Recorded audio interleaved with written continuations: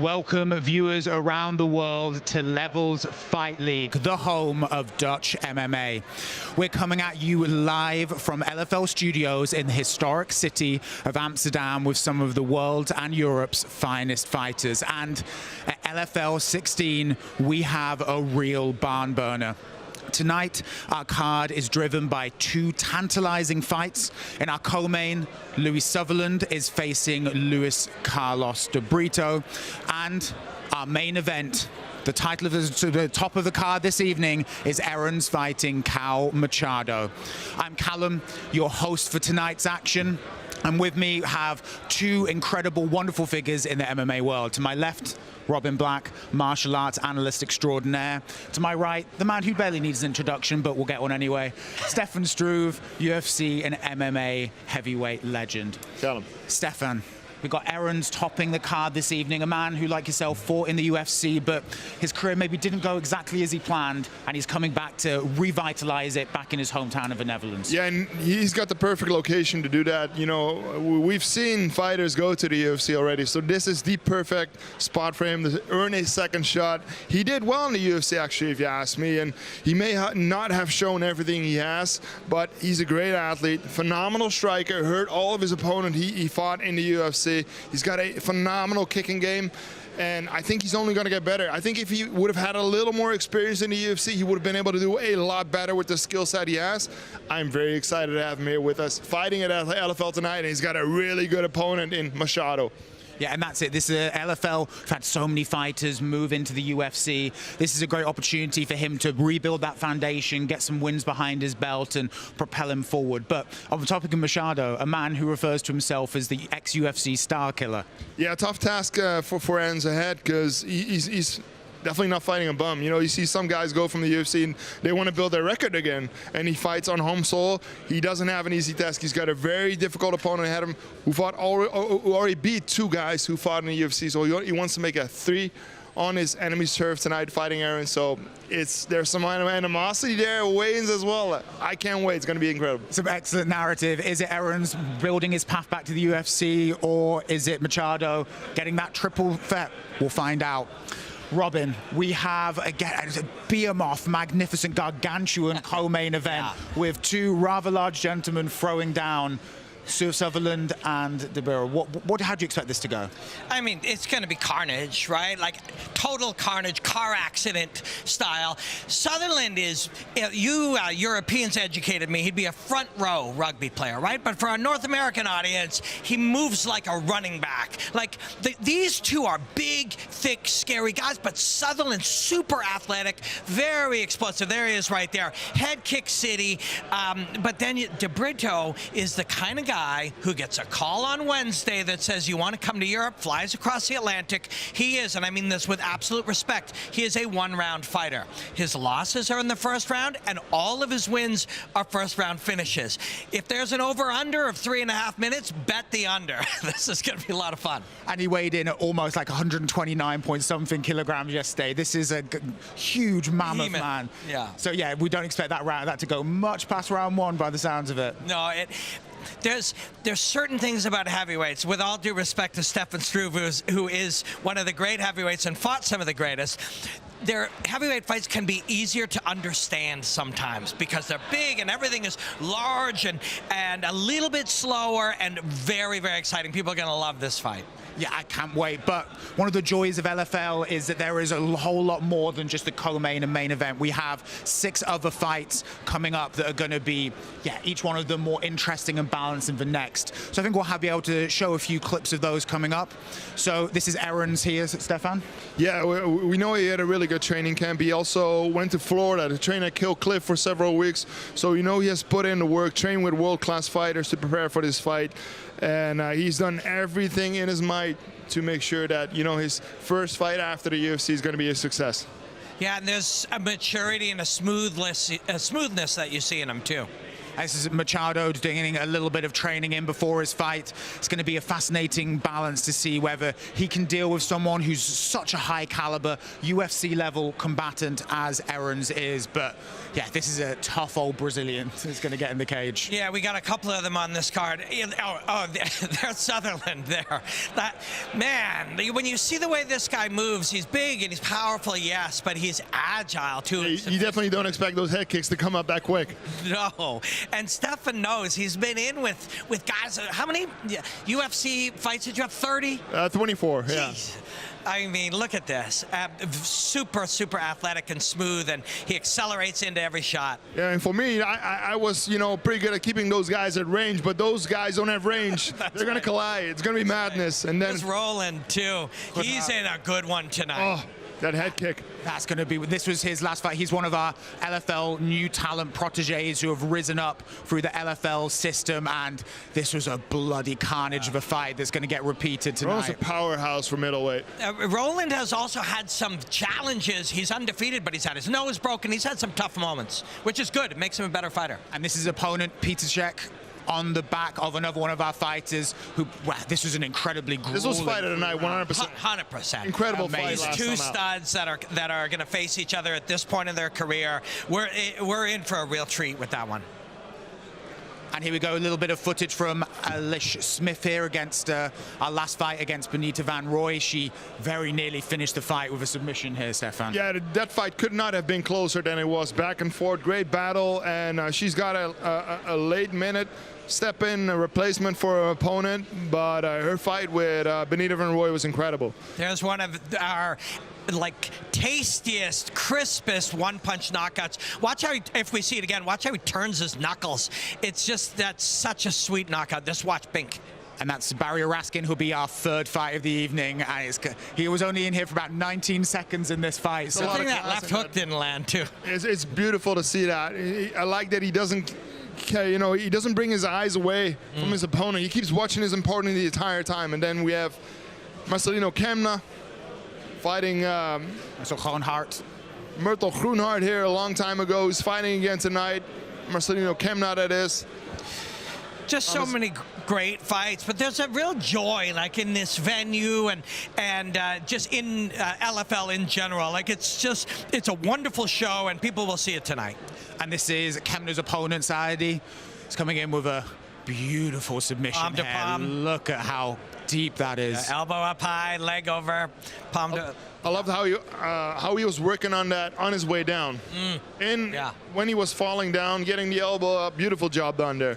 And that's Abulli, who is going to be the fighter opening the card this evening. And as we mentioned earlier, that was the fight. That was such an incredible bout, the fight of the evening. We should sign him to open up the event every single time, because that fight was madness. That was That's pure a madness. deal. Yeah. That man is almost 45 years old, but he fights like a 15-year-old. Incredible. So we're very close to LFL 16 kicking off, but let's have a little look at LFL 17. So here we go, 13th of April even in Amsterdam. You can get tickets to LFL MMA. If you're watching online, come down. Robin, you love coming to Amsterdam. Yeah, you can't keep me away, man. I got my second child, my son is being born within a week of that, but I'm booked to come anyways. Exactly. LFL is just too alluring. And if you're at home, buy some tickets, come. As we were talking about before, it really is an incredible event. So before we begin the card, before we kick off LFL 16, let's have a little look at some of the rules. The bouts will be 3 rounds of 5 minutes. There'll be no striking or kicking the head of a grounded opponent with knees. No hits of the spine or back of the head. No holding the offense or the opponent's gloves. If a score goes to the judges, it's based on effective striking or grappling, control of the fighting area, and aggressiveness. So, without any further ado, Robin, Stefan, let's get this party started. Let's begin LFL 16.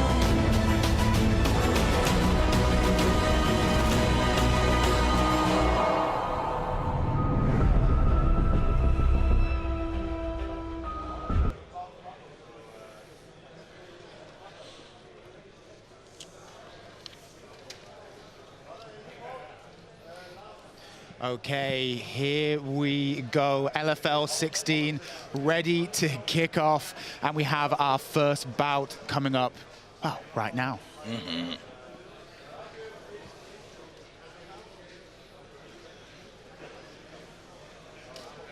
Well, ladies and gentlemen in the audience, when viewers from all over the world, I welcome you live from Amsterdam, the Netherlands, for the Levels Fight League number 16. The first LFL fight of this evening is a catch weight 87 kilograms. Fighting out of the blue corner, Medad Cavand! Cavand is a very exciting fighter. Always love it, Robin, when we have these fighters who began specific martial arts. So Cavand started Kung Fu at the age of 4, got into Koshin Karate at 8 to 18, became an Iranian national champion, switched to Wushu at 19, was a member of the national Iranian team. Then when he moved to the Netherlands at 25, started MMA. Like, something about that background feels so gloriously old school and entertaining. Yeah, and what we call old school becomes new school real quick, you know?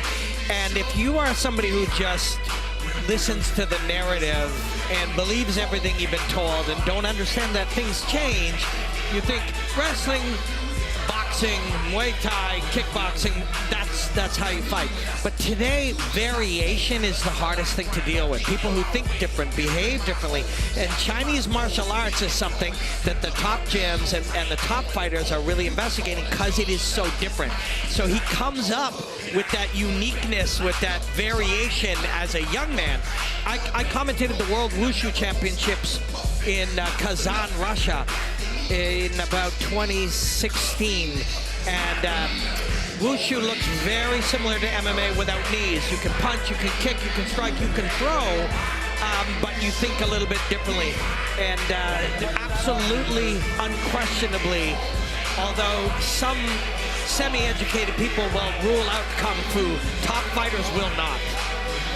Now, at a certain point, you know, everybody's good at wrestling, everybody's good at grappling. Then it's the other martial arts where you get certain things out that make you stand out. And I'm looking forward to see how he's going to use it in his advantage today. At one time, people, the same way that people view Wushu or Kung Fu or San Shao, any of these things, is the way they viewed karate only 15 years ago. And today, how you move distance is informed as much by karate as it is by Muay Thai. Yeah, the same with Taekwondo. You have that similar thing of just taking those little elements that you can find useful or profitable in the martial arts and then, laying on them on top of what's become a more standardized MMA game. The biggest error you can make as a martial artist is thinking things don't change. Things do change, and often they change by going to the past. Well, then his opponent fighting out of the red corner, Marvin Abulli! So if you were there catching our intro, we were waxing lyrical about Abulli's performance against Piechaczek at LFL 13 in August of last year. Stefan, that was one hell of a fight. That was madness, and I loved it. I think you loved it too. That was an incredible back and forth fight. Had a little bit of everything, striking exchanges, grappling exchanges, beautiful takedowns. And Marvin Abulli is the guy you want opening your night, because you know the event opens with a lot of energy in that case. Yeah, and considering as well, his last fight in August of last year was his first since 2017. Yep. So he had a lot of ring rust, a lot of stuff to work through. So hopefully we're going to see tonight, Robin, a little bit of that recent experience working its way through his body. There's also just so much unknown when your last fight was 7-8 years ago. What have you been doing? Are you a different? I mean, we change as human beings, never mind as athletes and martial artists, and life experience changes you. So we didn't know what to expect, and I'm sure as confident as he felt, he didn't know what he was capable of, but now he does. He's back, and he's back in cages. He's back in the LFL cage doing his thing. And you know the reason he's back is because he loves this. And at 45, he's like, hey, I want to do this for a couple more years before I'm not able to do it anymore. But the reason he's here is because he's able to do it. He wants to make a statement tonight against a much younger opponent. I took my last pro fight at 46, and your body does start to wear down. The advantage, or a possible advantage for him, is that he didn't push and live like a professional athlete for the 5 or 6 years previous. Body could heal, he's not wearing down his joints, so that is one possible advantage that'll make him better today, is that little bit of break that he had in between. I mean, he doesn't look like he wasn't working. He's looking up, yeah. Pretty hard in those 7 or so years. But so is Cavand. Like, look at these two athletes. Oh, yeah, they are both in excellent shape. So here's a quick look. We can see there's that 12-year age gap we were talking about. But aside from that, height, reach, even record, very similar between these two men. This bout will be fought at a catch weight, 87 kilograms. So we'll see which one of Cavand or Abulli is going to come out on top. When introducing first, the man fighting out of the blue corner. 32 years old, stands in at 5 feet, 11 inches, 180 centimeters. From the Netherlands, with a record of 6 fights, representing Impact Fit, the Persian Nightmare,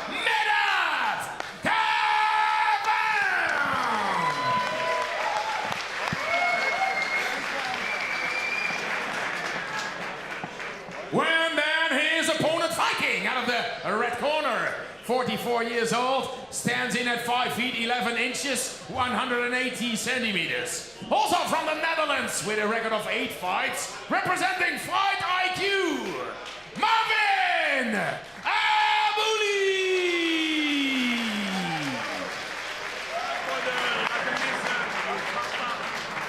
When this LFL fight, catch weight 87 kilograms, is scheduled 3 rounds of 5 minutes, when the referee is Mr. Niels Bursken. 3 rounds of 5 minutes, you know the rules, make it a good and clean fight. And protect yourself at all the times. Shake hands. Oos. Here we go, the beginning of LFL 16, Cavand versus Abulli. Cavand in the blue trunks, Abulli in the Fighter white. ready? Fighter ready? For a North American audience, it's a catch weight of about 192 pounds. Was that off the dome, or did you get a little bit of calculator action? Dome. Google action. Nice work. Thank you. Powerful kick there by Cavand to open up the fight. A wide gap between them. And the kick to the calf is the closest target and your longest weapon. Your low kick is your longest weapon. Oh, good Calf is the closest thing to you. Sharp counter there by Abulli. But yeah, Cavand is hunting that lead left leg. Oh, that's high already. Cavand is moving like somebody who's in a very different martial arts. I love that choice by Abulli to just dig to the body under the elbow. And you saw Cavand smiling. That usually means it hurts.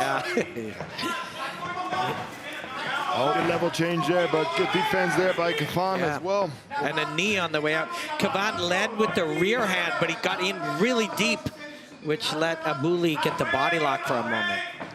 But see the big wide gap? From here, it's all kicking. It's a step there. Oh, man. It's a step or more to get into punching range. If you're going to stay out here, you're going to kick or get kicked. A nice overhand there by Cavand as well. Abulli looked for that Muay Thai clinch, but didn't quite manage to do anything with it. Good first minute and a half for Cavand. This wide space is what he wants. If Abulli wants to get that body lock again, he's got to step into punching range and step again to get chest to chest. And Cavand is trying that low kick to high kick. There it is again. Oh, look at the shin of Abulli already. It's swelling up. Yeah, and the calf ain't happy either. Oh, a little smile from Cavand, a little bit of play acting, a little bit of showboating. Maybe a tad early in the fight, but he's obviously feeling confident. This is his distance. Nice body kick there by Cavand. If he stays on the outside like this, it's going to be a very difficult night for Abulli. The staying out there is a mental thing. Of course, it's a positional thing, but that starts with your mind. Tucks it. Rip that body kick, Cavand. Oh, man, opening up here. Beautiful combination. See the wide space again. You just watch for that with the distance between their front toes, each guy's front toe. When that space is big, that's what Cavand wants. Abulli needs to step and punch, step and grab. And it's not easy to do when you're getting kicked. And Abulli's choosing to kind of do a short block every single time Cavand goes for the low kick. There he goes. He didn't punch his way in that time. He drew the punch and moved in. But we're 3 minutes down. So even if he can wrestle Cavand to the ground, we're right, you know, the clock is ticking with what he can do with it. But at least this way, maybe Abulli can take some of the zip out of Cavand's strikes, just get a bit of a breather, because he was eating some big shots, especially to the body and the leg. The strikes and the mobility. If you can make a anaerobic athlete do aerobic activity, he'll be less mobile. Yeah, Abulli's got real nasty swelling already on his left shin. And you see he's starting to lift his leg now with the kicks. Yeah, it doesn't feel good. Big right hand! Is Abulli in this? Can Cavand finish? He's throwing strikes. Abulli's staying with it, but watch the right hand. No. Oh, look at that. Beautiful drop down there by Abulli. Tucks it. Cavand, get him out. Cavand's just got the headgear block here. He's going to get hit around into the V of the arm. Unloading, he's got him hurt. Referee's taking a good look. He's getting close. Oh, wow. What an end to that fight in the first round. Cavand finishes Abulli with a dominant, explosive performance. What a fun fight to start the night. Abulli did everything he could do to stay in the fight, try to survive, but Cavand unloaded on him. He was hurt. Great stoppage there by the referee. And Cavand just fought the fight that he wanted to. He kept Abulli at the distance he was comfortable. He managed to really eat up that lead leg of Abulli, and when it mattered was able to land the shots that took Abulli out. Yeah, and he, you know, back to his background, he behaves and performs a little bit different than your typical training partner. There's the low kicks. He tucked body kicks in under the elbow. He threw body punches. Their hook. Just sort of a looping left to a looping right. Snuck him around. And once you start throwing these loops, when there, you see just a headgear style block, and those loops will get right through the holes of the elbow too. Jeez, you wouldn't want Cavand here fully squared up, just letting him go. Great first fight. Abulli is never in a boring first fight, that's for sure. It was the same when he was fought Piechaczek. Well, fighters to the center of the ring, please.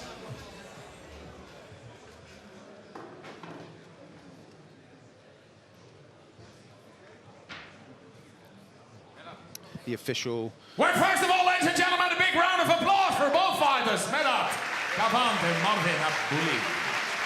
Well, the winner after 4 minutes and 15 seconds in the first round by knockout is the man in the blue corner, Melo, Cavand.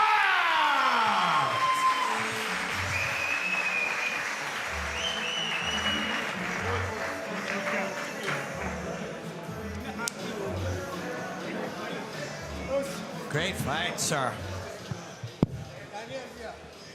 I'm here with your winner, David Cavand. You move a little different than the average MMA fighter. Your footwork is a little different. Is this because you grew up studying Chinese martial arts? Yeah, that's it. My background is Kung Fu black belt, and Karate black belt, and Wushu black belt, Asian champion, Karate, and my start training, my father, my coach,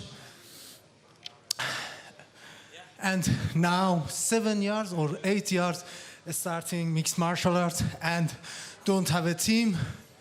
Now you do. This guy, and 5 months training with me. I love you, brother. I love you. Awesome. Yeah, you moved. You were very comfortable in here, and your background makes you an unpredictable fighter. Yes. Yeah, that's it. Yeah. And game plan is my coach. Is kick from distance. Yeah. That's it. All right. And will we see you back here at LFL, my friend? Thank you, brother. Thank you. Congratulations, your winner, Medad Cavand. Sorry. My brother here, his birthday. Langs aan de leven, langs aan de leven, langs aan de leven.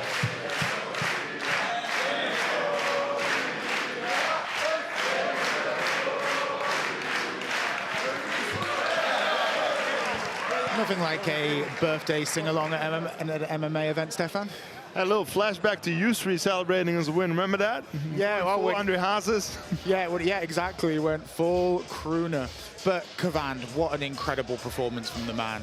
Really looked assured, exciting, in full control of the fight, and real, only 32 years old, still got some like real legs in his career to come up. Yeah, and he said, when he started, he didn't have a team. He's got a few losses that on his way up, but you can see it's all making sense to him right now. He's not as tall as I was expecting. He was only a couple inches taller than me, so you might want to see him get down to 170. It's time for the lightweight division. Fighting out of the blue corner, Hamza Sadi! So this is Sadi's pro debut. He's got a pretty solid amateur record, some of it which went out on LFL. 5 wins, 2 losses, 60% of them via submission. If you were watching at the beginning of the broadcast, you'll have seen a little highlight of Sadi finishing a really beautiful, deep front guillotine, palm-on-palm submission. What's interesting about Sadi is he began boxing as a youngster, as a multiple times regional champ, German uni champ, South Holland champion, but he's really added to that with blue belt and lucha livre, which is like a similar Brazilian grappling martial art, not a million miles away from jiu-jitsu. Stefan, when you came up, there was no amateur fighting, right? Was there any? Some. There was? Not a ton for me, and because I was so big, I was fighting at heavyweight when I was like a middleweight. So nobody wanted to fight me. I was like, I'll go up, I'll fight you. Yeah.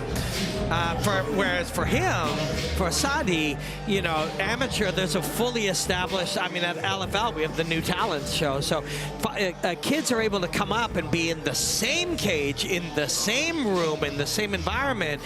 And so they're familiar. Yes, it's different. Yes, it will be recorded as your pro, on your pro record. But when you get right down to it, it's you and a different body type and a collection of skills in a cage you're familiar with. It's you and another guy who's trying to knock you out, to make it simple. Yeah, well, you try to do the same. Yeah. And Sadi has come, he's trains with George Ram at Ram MMA, who's a British Commonwealth wrestler. Sadi is going to know his way around a little bit of groundwork here.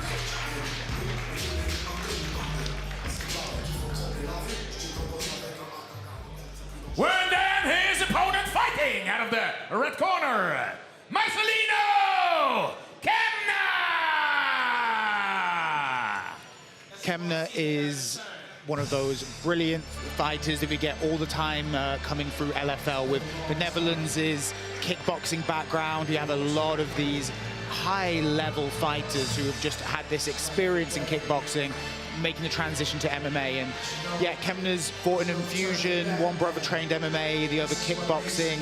He began doing it himself properly at 21. And supposedly Kemna was saying he fought on LFL 4 against Roland Goedhart. He said he'd never done any MMA training before that fight. That he just came in and just gave it a go. Effectively. And since then, he's actually been taking it seriously. So very intrigued to see how he's added that, MMA element into his kickboxing game. Yeah, when him and Roland Goedhart got in that cage, it was only gonna go one way. We just didn't know who was gonna go down, but he was on the receiving end of a beautiful flying knee, but it was a great fight. And he had no MMA training at that point, as you said. He took it serious. Now, you see a lot of kickboxers do that. They go into MMA without really having done any serious wrestling or grappling, and that's a bad start, and a lot of fighters get discouraged that way. He didn't get discouraged. He put in the work. He's a much improved fighter right now, and I'm looking forward to seeing him put it together tonight in the cage.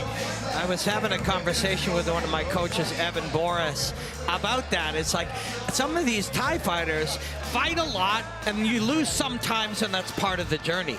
What they don't realize when you come into an MMA fight, you realize, okay, I could lose, that's part of it, but I'm going to go after it. But there's a big difference between losing by getting your leg smashed and losing on your back when you can't breathe while a wrestler is drowning you as he slowly elbows you to pieces. It's a different kind of experience. And I think over time, the more kickboxers that have that experience, the less we'll see just a wild man coming in here and fight with no MMA training.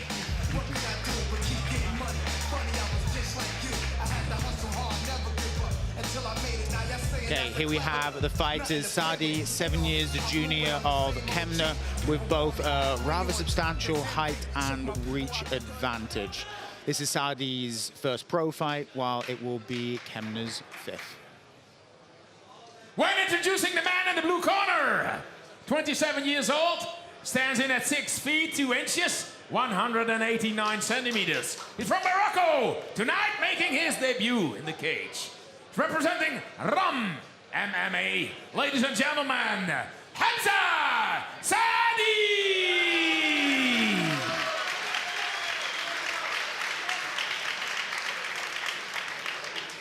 His opponent in the red corner, from the Netherlands, 34 years old. Stands in at 5 feet 9 inches, 175 centimeters. He's representing Ruthless FC. 4 fights on his record. Marvelous Marcelino Kemna!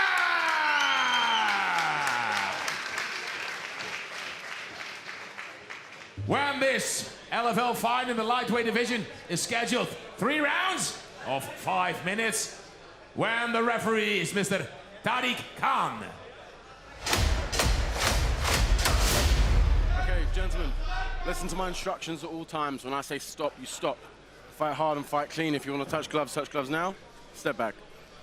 This is going to be an intense matchup. You probably couldn't see it on the broadcast, but the pair of them, Sadi and Kemna, did not look away from each other the entire introduction from Tom. Judge, they you were ready? mugging Judge, the ready? entire time. Ready? You ready?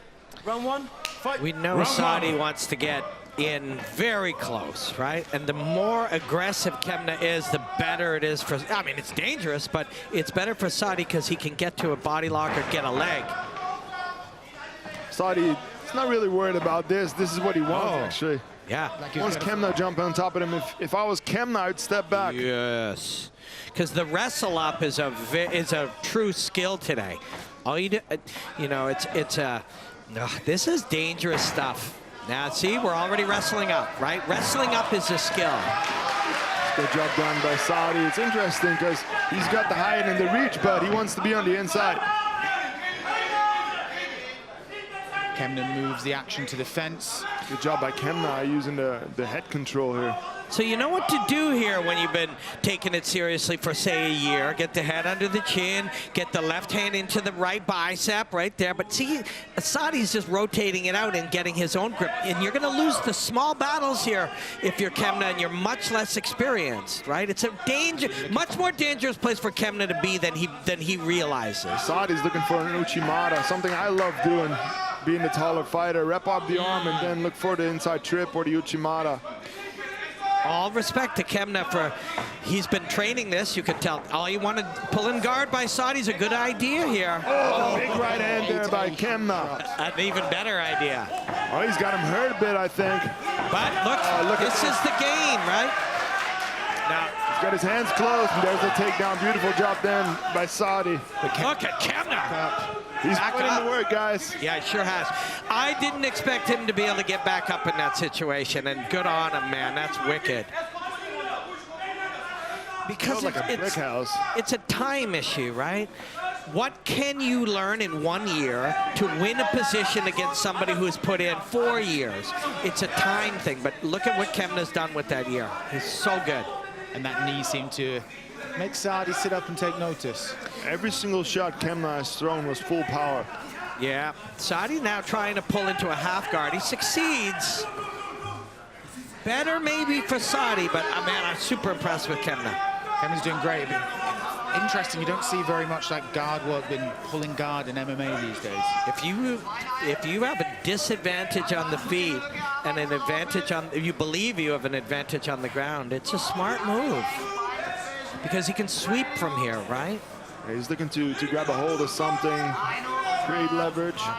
Opponent. That right leg, if he can get underneath it, he knows what to do. He's on his left hip. It's a very difficult position to be in against someone like Kemna as well. He's got a lot of power. He can generate a lot of power from short distances. Super impressed with Kemna. Super impressed from that first LFL fight where he'd done no MMA training outside of his kickboxing expertise to this. Kemna's very impressive. Very impressive. Getting a little greedy as he looks for the mount, but his confidence here is real, and he gets it. Oh, look at that. Beautiful job done there.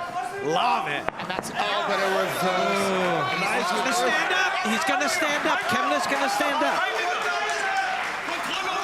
Bit of a deep breath out of Kemna. I love what he's doing here. He's not afraid to bring his legs down. Watch the wrist. Watch the left wrist of Kemna. He wants to straighten out his right arm. Watch out for the back take here. Kemna's going to try to get his feet flat and stand up. Yes, he does it. And he's got his back taken with 1 minute 12 seconds. Has he got the arm under the chin? This could be it. But maybe he doesn't have the angle. No, he doesn't yet. Oh, look at this guy. Oh, but Sadi looking for a triangle. Oh, this might get locked in. He's got it locked in now. He needs to switch the angle a little bit. Kemna's going to try to frame, but you got to watch for the armbar too here. And the armbar's coming. So Sadi's left leg was on his foot. Now he's got it locked in. So Kemna's frame with his right arm. As soon as Sadi takes that right wrist, he'll armbar him here. Triangle armbar him. And Sadi locking his triangle lock a little bit. Armbar right there, man. He's getting it tighter and tighter. Yeah, as he scoops the leg, he gets the angle on it. 20 seconds on the clock. Thumbs up by Kemna. 20 seconds. Love seeing that. Oh, he's moved to a mounted triangle now. And shots coming on and pound. Referee might have to stop this. Oh no, he's covering up. Good refs will not stop this. That's it. It is done. Sadi gets Kemna out in the first round. Kemna is not happy, and I don't blame him. When we watch the footage, with all due respect to our refs who are fantastic, watch the hammer fists were on the arms, and although the ref's closer than I, so. There was 15 seconds left on the clock, so 15 seconds of ground and pound without really being able to defend. It's difficult to survive. The issue is, were they hitting through past the guard of the arms? I understand what you're saying 100%. It's Sadi who put him in that position. Yeah. And favored himself that way. 100%. He deserves the credit for it. When you just unload like that, it's going to be really difficult for the referee to not wave it off, right? Big time. Yeah. And what a performance by Kemna as well. I mean, what a fight. It was a back and forth, rambunctious sort of a battle there.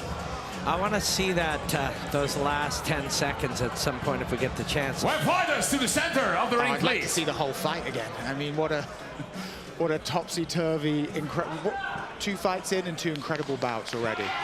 Let's start! Let's start with a big round of applause for both fighters.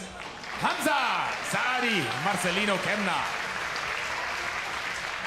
The winner of this fight, after 4 minutes and 53 seconds by referee stops contest. The man in the blue corner, Hamza Sadi. Thank you for a great fight, guys, both of you. Hamza, I saw you shaking your head a little bit and like you weren't happy, but listen, my friend, anybody can be the hammer and just have it all go their way. When it's tough and you're on the wrong end of it and not everything works out and still to win, those are fights to be very proud of. Yes, sir. First of all, Allah Akbar! Allah Akbar! Alhamdulillah, I won the fight. Yeah, man. it wasn't the performance I was hoping for. But like you said, we got the job done. It's been a long time away from the cage because of injuries. I was supposed to be here in October, but then I injured myself. Then fighting with injuries. I had a tough weight cut. Last night I passed out making weight, and they sent me back to cut extra 700 grams. And it was tough, but like we got it done. And then here we are, and you are now a professional mixed martial arts athlete with a record of 1 win and no losses. That sounds good, right? 1 win and 1 finish. 1 finish, that's right. And it was not easy. And again, when you go back and look at it, you can always learn from it. There's always improvement. But that ability to be able to overcome when it gets tough, that can't be learned. Man, he was strong. Yeah. Man, he was strong. Yeah. Oh, I can like say a million of things that could go wrong. At the end of the job, at the end of the day, I got the job done. I'm getting interviewed by you. I was watching you interview Masvidal in the brunch, if you remember, after Damian Maia. And now you're doing my post-fight interview. And it is my privilege. Congratulations on a great fight. Hamza Samdi.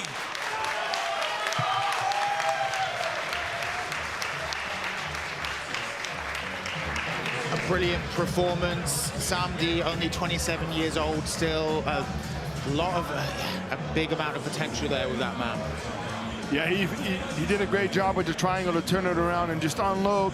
Leave the referee no other option than to stop the fight. Very entertaining night so far. 2 incredible fights. Yeah, a lot of fun. I mean, are we surprised? It's like this every time. You know, matchmaking is an art form, and Donovan is an artist. The way he matches these fights.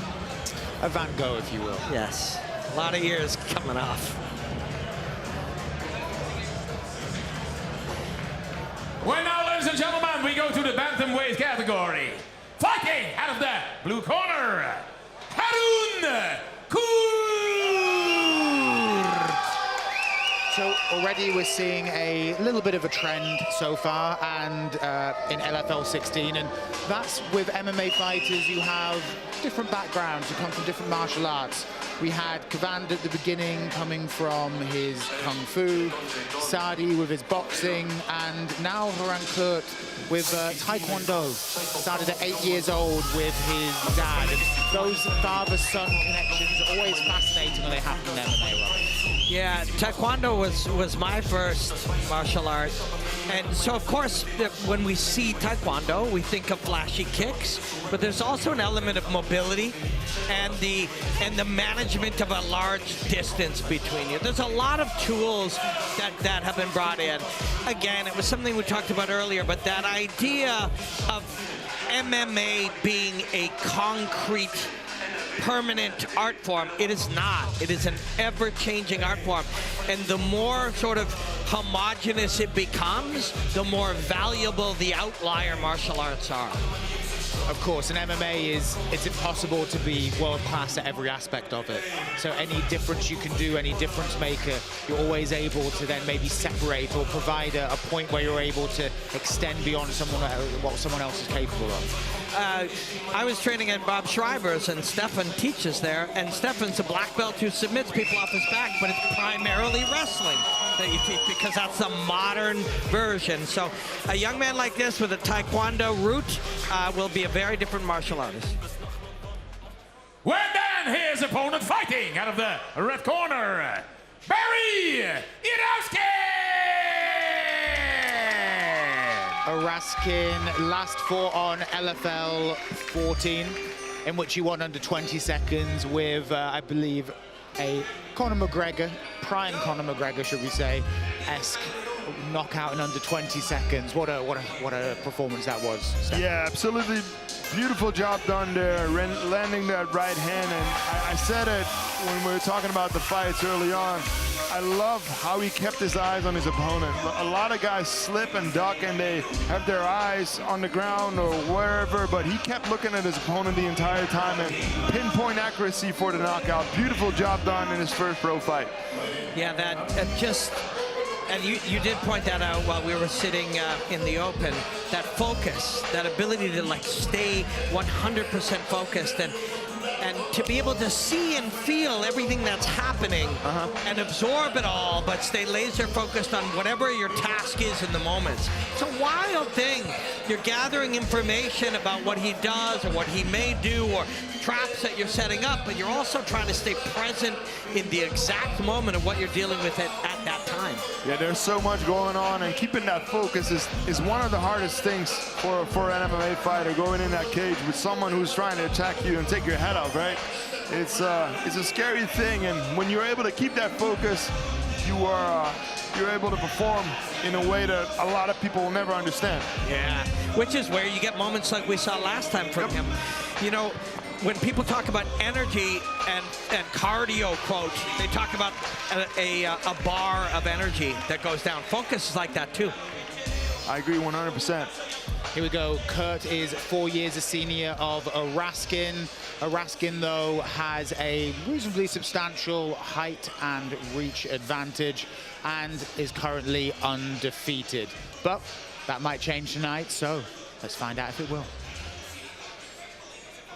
When introducing first, the man fighting out of the blue corner, 29 years old, stands in at 5 feet 7 inches, 170 centimeters. He's from Germany, representing Turkey as well, and he's training at NFT. 1 professional fight on his record, 1 victory, the Wolf, Harun Goedhart.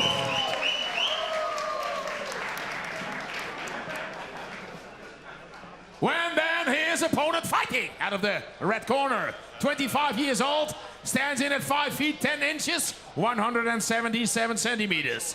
He's from Curacao, and he's representing Fight IQ. 1 professional fight on his record, 1 victory, Barry Irausquin!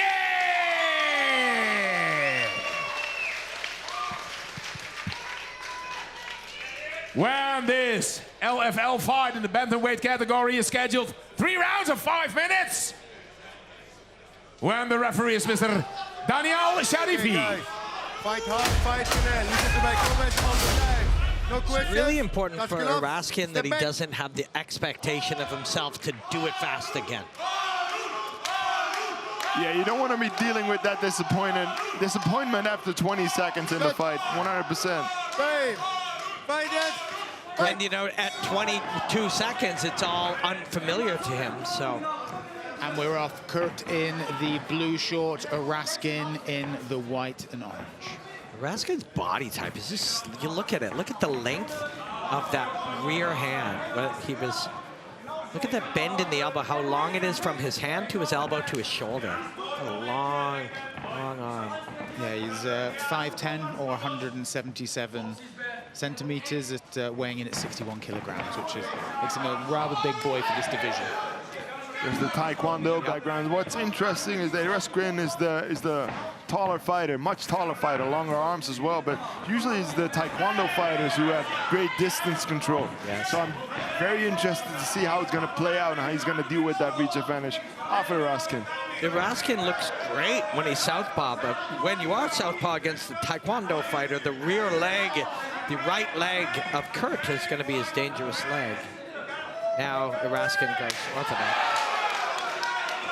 That was a cracking leg kick from Kurt.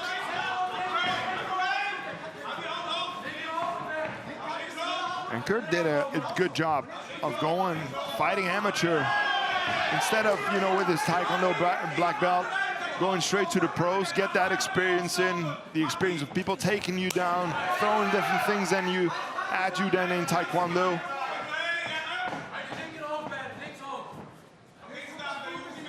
Compare that knockout, Irausquin's knockout was from orthodox, but he's doing a lot of southpaw here tonight. Yeah, he changes stances effortlessly. It's a good job there by Kurt to get him off balance there with that little push.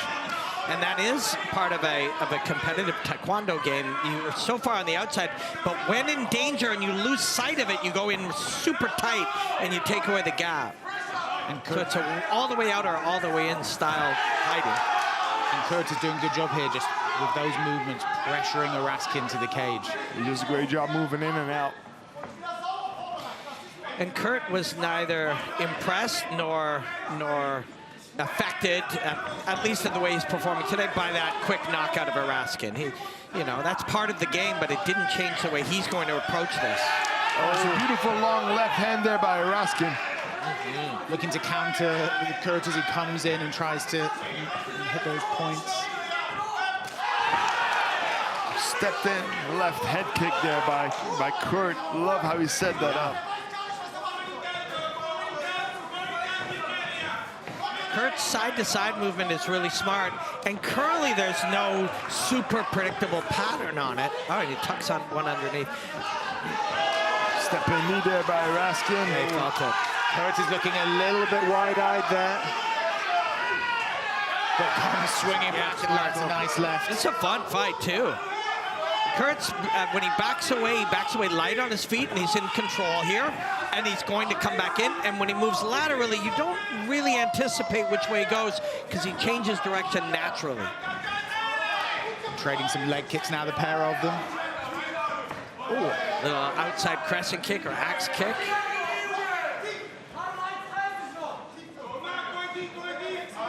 A slight respite in the action because these two have put the accelerator down for the last minute or so. It's the rear kick by Kurt. He's trying to set up his right foot.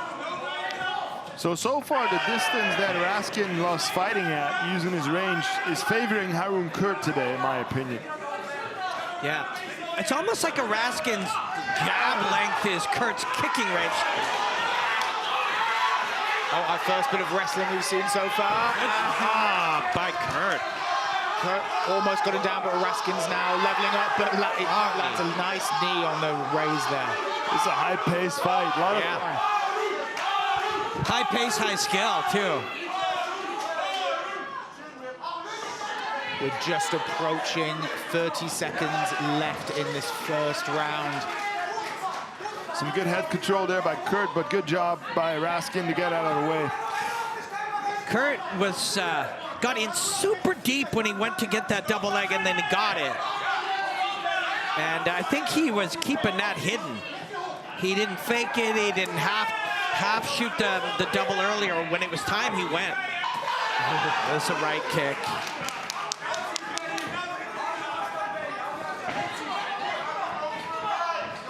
Now he's faking the takedown a little. The end of the first round. Fiery shots at the end of that exciting round. Both fighters landing high octane, high action. But Stefan, how would you call that one? I think Kurt had the better of the exchanges, landed the bigger shots, but definitely some good moments for Irausquin as well. But he's really figuring Harun Kurt out. So what I expect is that Irausquin is going to change up his game in the second round. Yeah, maybe try to put Kurt on his back. Don't be surprised if that's the conversation they're having right now. I liked when he would put that little Brazilian kick, kind of float his knee up and flip the shin or the instep over. He did that a couple times, did Irausquin. But yeah, really interesting fight. It's like a whip. Yeah. 1 second Whipping out a wet towel. for the second round. We go the second of 3 rounds in this bantamweight bout. Irausquin in the white, Harun Kurt in the blue trunks.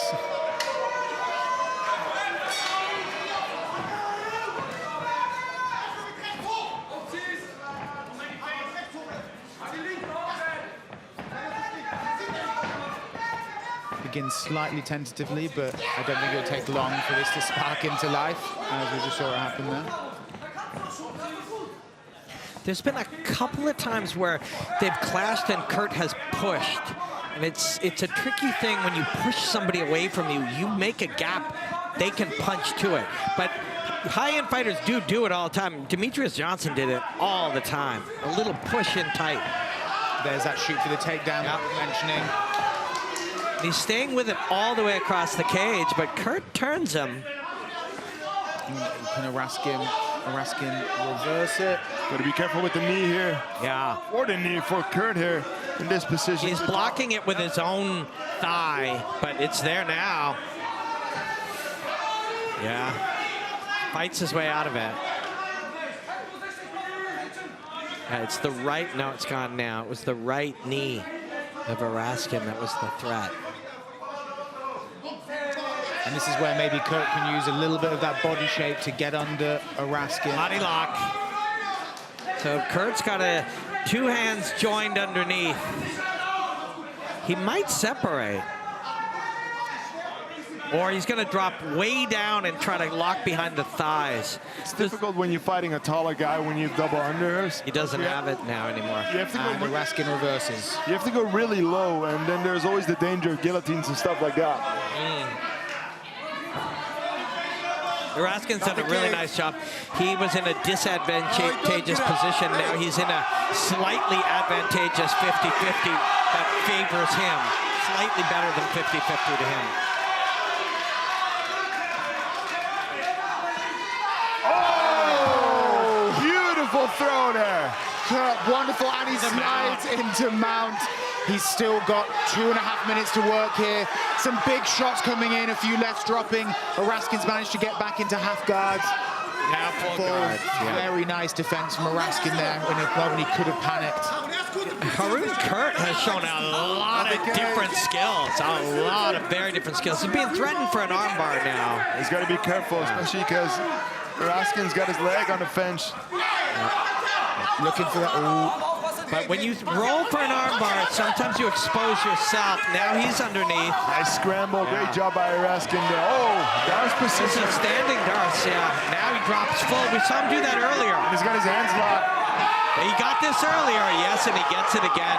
A lot of different skills out of this guy. Yeah, he's a Taekwondo black belt, but he's built like a wrestler. Yeah, he is, and he thinks like one when it's the right time to think like one. Yeah, he's doing all the right things this fight so far. Really fun to see. And Irausquin hasn't popped up with the same verve and vigor that he did earlier. He can draw up to a knee here himself, but it's gone now. Yep, and he separates. I thought he might. And here we go, what a fight, and a beautiful right from Irausquin. Oh, nice jump, step in knee there. Yeah, Irausquin caught it, so he ate the knee, then caught the thigh. Good job done Can he there. get it a third Irausquin. time? No, he can't.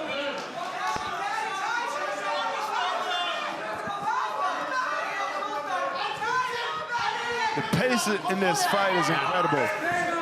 Drops down for a double leg again, but cannot get his hands locked. Good job done by Irausquin. Learned from the first two takedowns of Kurt. Irausquin's elevating his game in this minute. You know, you're talking about the pace stuff on it. Even as we get into this minute, Irausquin's fighting even harder. Doesn't mean he won the minute, but he sure competed in it. He managed to separate, and now a big right from Kurt. Irausquin lost. Oh, that was going to be a knee, but because of his experience, he could change it into a push kick mid attack. Irausquin has got a very economic fighting style, so he doesn't use a lot of energy, but also because he saves a lot of energy in the beginning of the fight, he's able to push the pace now more. Yeah, and he has pushed it. Doesn't mean he has won the minutes. Stefan had Kurt winning round one. I thought round one was very close, but Kurt, I would think it's pretty clear that he's taken this round. Beautiful The end of the second That's round. round two gone. Robin, as we said, that if you are Irausquin's corner, now you have to say you could be two down. So Kurt was at least equal in the punchy-kicky. I think he did even a little bit better, but he was also on top. He won the wrestling exchanges. He got the positions when he needed them. So I think most people would give Harun Kurt round two. Round one is a little closer. There was the throw. There was some position where he could free a weapon. He ended up in full mount as well, which is something judges will take notice of. The knee hit him, but then he caught the thigh and worked from there. Here, throwing a knee, and then he pushed it into a kick. You don't see that very often. Fantastic work. We're in seconds out for the third and final round of this fight. Irausquin's corner probably need to tell him to, this is the round, this is where he needs to change something. You would tell him, you know, it's possible you're a round apiece, but you're certainly not winning. You're either down 2 or you're not winning. We need, first you try to win the minutes, then you try to win the round, and then you try to finish it. If you're just too horny to finish, you're, you know, you'll be taken down, right? Like, you've got to stay smart enough. 5 minutes a long time. It's a good calf kick there by Kurt. Good way to mix it up instead of going high. He loves going high with his legs, but yeah.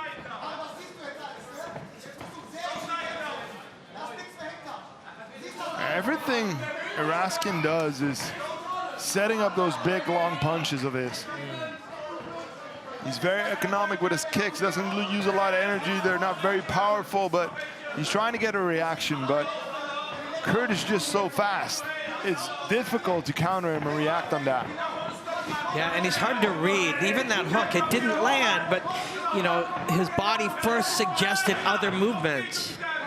So while you're trying to interpret what it is, a hook comes around the corner. And everything Kurt does, he's able to follow up right away. He's always in position, always on balance. Faked the low 2-3 times before going high there. Yeah, he's got a great question mark kick. He throws it different than most fighters, though. The lateral movement there for Kurt has been smart. That was a good read. It wasn't there, but it was a good interpretation by Barry there. Oh, there's a nice right hand there by Irausquin. Starting to make that work a little bit. But Kurt will be aware of it, undoubtedly. Barely misses target there with the push kick. Kurt's getting a little precious, a little tiny bit fancy here. Maybe he's 10% slower and 10% more creative, and that can be a problem. Wants to close it, get a little more fundamental again. It's another good right hand there by Irausquin. He's hunting for that. He seems like he feels he might need it to finish. A nice leg kick to put Kurt off balance.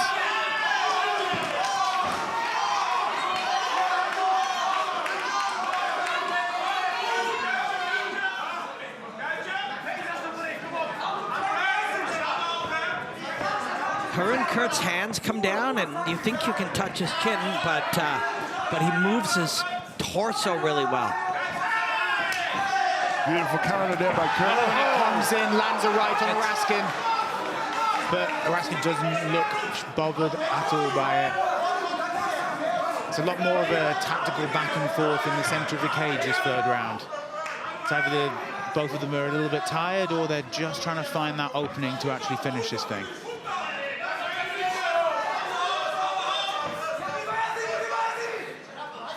I want to see more out of Irausquin, though. He needs to understand it. He needs to do something. He needs to land something big. But the only way you're going to land that, finding a guy like Goedhart, is to really go after him, pressure him, put him up against the fence.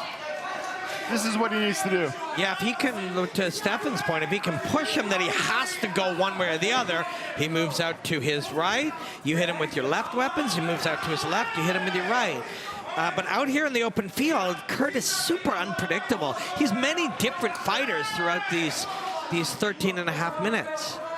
And he seems a little bit faster than Irausquin as well, just always that millisecond or so ahead of him, which is stopping a lot of those shots hitting. And normally, you know, that's always the case. The shorter fighter is usually the quicker, the faster fighter, right? But what you do then when you're the longer, the taller fighter, you keep him at distance. But Kurt loves fighting at the distance that Irausquin wants to fight. So it's a really difficult riddle to solve for Irausquin. Oh, there's the big right hand! That's how you solve it. What? Irausquin is in full mount. We've got a 40 seconds. Got the rear naked. Oh, he's fallen off it. Not there. He's looking for a DAS. Yeah, or a knee when he comes up. He's come round.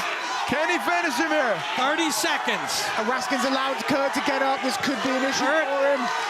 Yep, very nice. Sucks him. But Kurt is holding on for dear life here. Irausquin needs to separate. Looking for the elbows. He needs to separate and look for another big shot. There he goes. There he goes. Down. Does he have some time? 13 seconds. It's a good knee. Oh, he lost. Awesome fight. Awesome. Oh, and again. Hits him again. Wow. Kurt goes all the way in. Knees.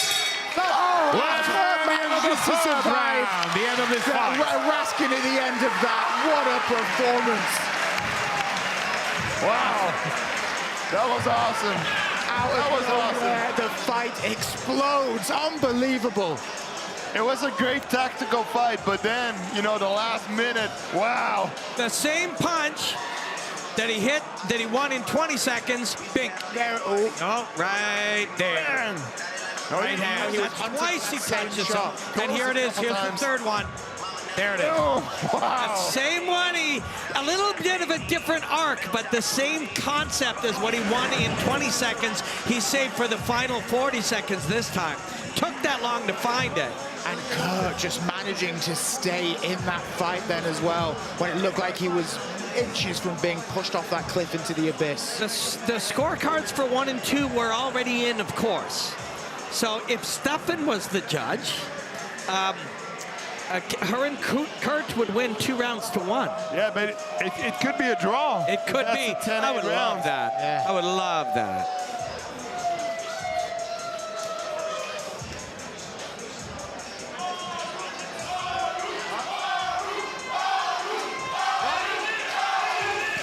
Unbelievable fight. We saw so much in there. It was a veritable cornucopia of MMA. We had grappling, we had proper throwdown exchanges, we had kind of a ticky-tacky, touch long distance fight, and then a close knockout at the end. Unbelievable. Very close. Well, first of all, ladies and gentlemen, a big applause for both athletes. Roland Goedhart, Irausquin. Went after 3 rounds of 5 minutes. We've counted the points. And the winner of this fight is the man in the blue corner, Roland Goedhart.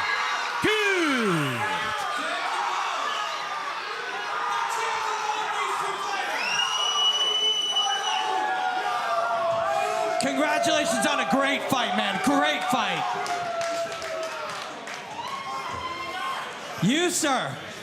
Yes, please, please. Nope, no problem, my friend. That was a fantastic fight. Let's hear it for both these fighters. So, Harun, when we were at the booth, Stefan Struve had you winning rounds 1 and round 2.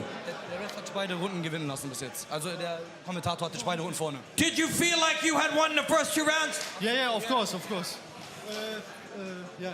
And then in round 3, he catches you with the shot, and you have to hold on. That is not easy to do. Ja, du hast, ne, der hat dich gesehen, du musst dich... This was a big surprise for me. Yeah. I bet it was a big surprise. But Sorry, bro. no, guys, you deserve this. That is a hard fight against a fantastic young fighter. Thank you for a wonderful fight. Thank you. Your winner, Roland Goedhart.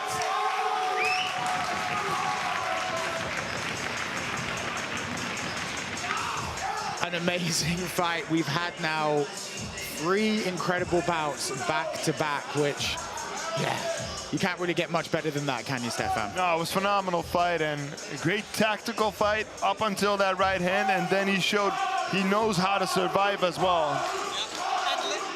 And listen, if you're Barry Irausquin, that is the greatest loss you can ever have in your life, where you're pushed to the limit and you come back within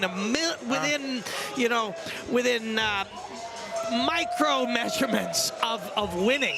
Stay in it right till the end, you know? So nice, so nice. Incredible fight. We've had a little bit of everything from LFL 16 so far. We've had knockouts, we've had submission attempts, and we've had, of course, a fight of the night candidate there. So we've got more fights coming up, but we're going to a short intermission, so we'll be back in about 6 minutes. Make yourself a cup of tea and get excited for the brilliant bouts we have next.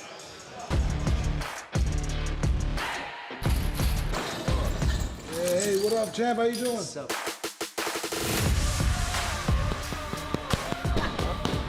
Yeah, there we go. I love it. Be that big brother. Let's go. Get it. We're gonna win. Come on, harder. Come on. hands are good and fast. We're ready to go. We gotta get this win. Let's go.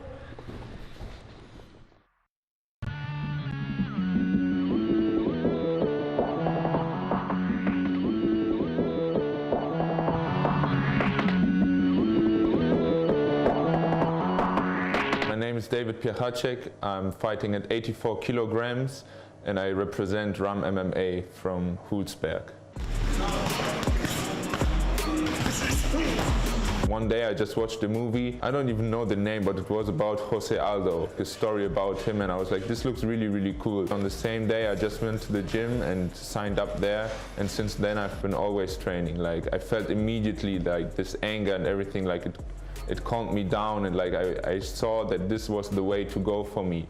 So once COVID was over, I started competing immediately. I went to like a tournament, which was like 3 fights in one day. Third fight, the final fight, and we fought 3 rounds, and then it was a draw. And they just started to decide, okay, let's just do a 4th round. I was really, really tired. I gave everything. Won the 4th round as well, and that's how the name Lionheart came as well. Because like I was so tired, my opponent was really tired, but I showed like even if it's really, really hard, I'm gonna keep moving forward and win this fight no matter what.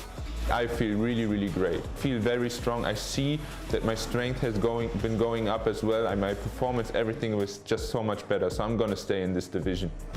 I'm gonna fight, I think Roland Goedhart is his name. He's just in my way. I'm not here to talk shit about anyone or anything, but like I see him. He's my opponent. I want to hurt him, and I know he wants to hurt me. But it's just like that I do everything that's possible, and I mean really everything that's possible to win this fight. I really plan on like dying that day, but at the same time, like more willingly, I'm not only willing to die, but I'm willing to kill as well. That's like the difference between me being a really religious guy as well, and then stepping in that cage, it changes a little bit. Like, I'm a different guy in that cage. After this fight, and I know I'm gonna win, like I know there's like a path to the title as well. If I'm gonna fight immediately, I think it's depending on the performance as well. I'm LFL middleweight contender David Piechaczek. Watch me fight live in Amsterdam on February 16th, only on Viaplay.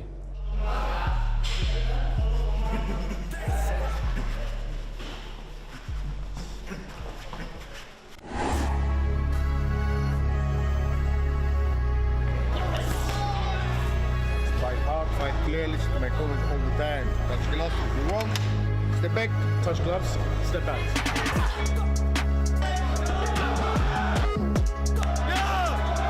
Now there is murder in their eyes. Is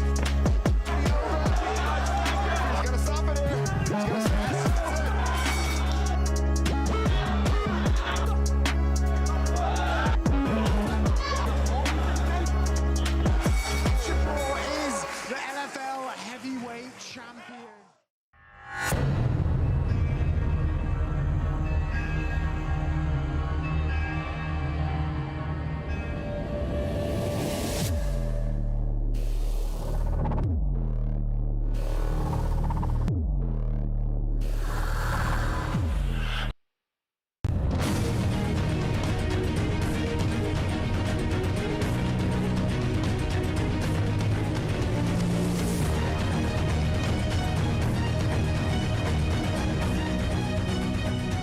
My name is Roland Goedhart, and I'm fighting in the middleweight division. I'm originally from the Netherlands, and I grew up in Groningen, but I moved to Amsterdam. On the 16th of February, I'm gonna fight David. The last name I can't pronounce, no disrespect. So I have over 100 fights on my record, so I think the moment they step in the cage with me, it's a different kind of energy. I'm driving on the trail, let's make that clear. I'm a really thrill seeker. I love the fear, I love the anxiety what comes with fighting. Hopefully with God's will, maybe I will fight outside of the country.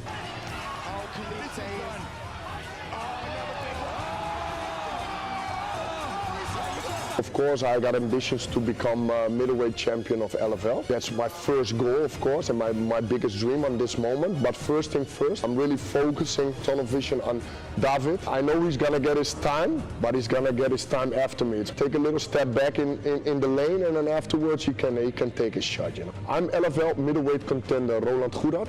Watch me live in Amsterdam on the 16th of February, live on Viaplay. Don't forget to buy your tickets. Well, the next fight, ladies and gentlemen, is in the featherweight division. Fighting out of the blue corner, Rubel!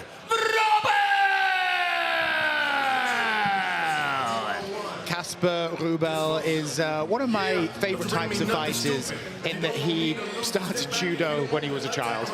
There is something that I adore about MMA fighters who have a judo background. I think Andreas Binder has one.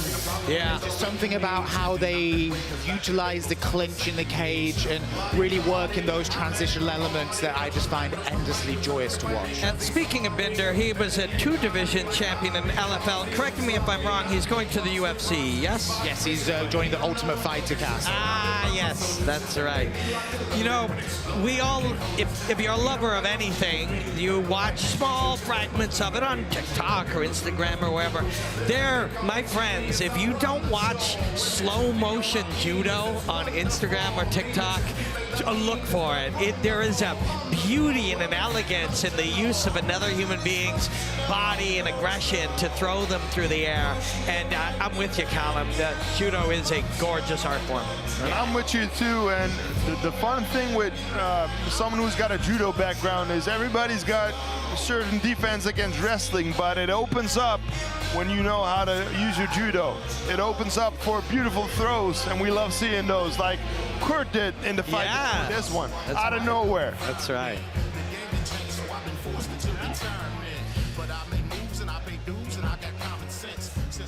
Well, then his opponent fighting out of the red corner, Hudson Melo! Melo, Brazilian featherweight. He began BJJ at 14. So this is about, you know, as I think a lot of Brazilians do when you're in that part of the world. But he's also been, he's been in boxing, Muay Thai, MMA, he's fought in K1 in Brazil. He's now a BJJ black belt, but yeah, interesting, he's never had a pro submission win, so he's got that basis of BJJ and grappling, but seems to look for the striking, more boxing element. So it's going to be a real fascinating battle between two athletes here. It's unreasonable to overly generalize what the Dutch style of MMA looks like, or, you know, the Japanese style or whatever. The Brazilian style is perhaps one that you can do that with to some degree, in that a lot of Brazilian fighters like to be dual specialists. You hear a Brazilian, high-level Brazilian fighter sometimes say, on the ground I will submit you, on the feet I will knock you out. That is the thinking of a dual specialist. Rather than necessarily fight to control where it takes place, except wherever it's going to take place and win there. And there's a beauty in that. Very, very excited to see. We have, of course, a featherweight main event, and this is a fantastic matchup, too. And Melo, if you can't see, he's looking fierce and focused there. He looks entirely in this moment here, properly mean mugging. Looks ready to go in, which is quite different to Casper Rubel. He's in here in the cage, hopping around, smile on his face. Everyone is different, and even each person can be different at different times. Stefan, when you had your 24 UFC fights, were you always looking for a particular mindset, or did it change as you aged and changed? Oh, it definitely changed, 100%.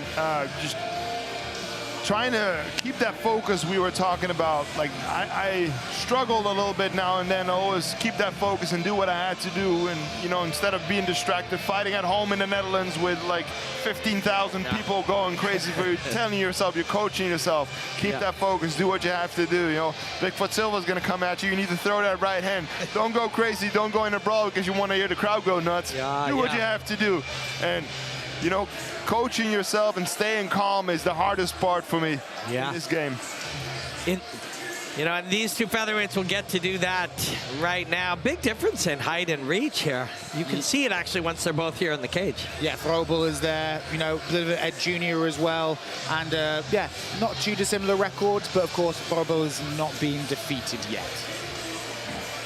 When introducing first, the man fighting out of the blue corner, 25 years old, stands in at 5 feet 10 inches, 177 centimeters. He's representing Poland, training at the WCA fight team, and he has a professional record of 2 fights, 2 victories. Ladies and gentlemen, Kasper Rubel!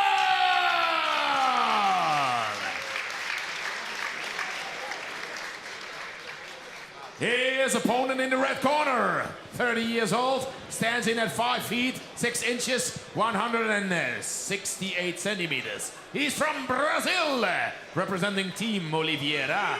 10 professional fights on his record, 6 victories, 4 defeats. Ladies and gentlemen, Hudson Melo!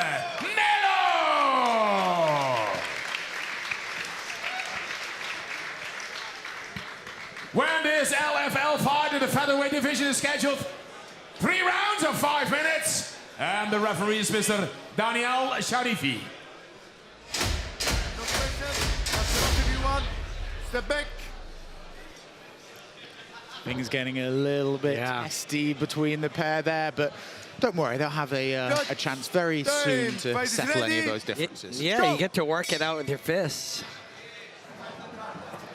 You mentioned Kasper is undefeated. Yes, he is, but his opponent has 500%. Oh, what a takedown. So nice. Beautiful level change there. Very powerful level change. Yeah, full commitment. But there's a Kimura grip that Hudson was playing with, Hudson Melo. Not the cage. Big shots there by Rubel already. Not the cage. Not the cage. Strong kid there from Poland. Oh, already the referee is warning Melo. Go there. Stop. I see you twice. You get 1 point down. No, 1 point I like down. this. Grab in the cage. Yeah, 1 I point like down. it. 1 point down. Don't grab the cage, okay?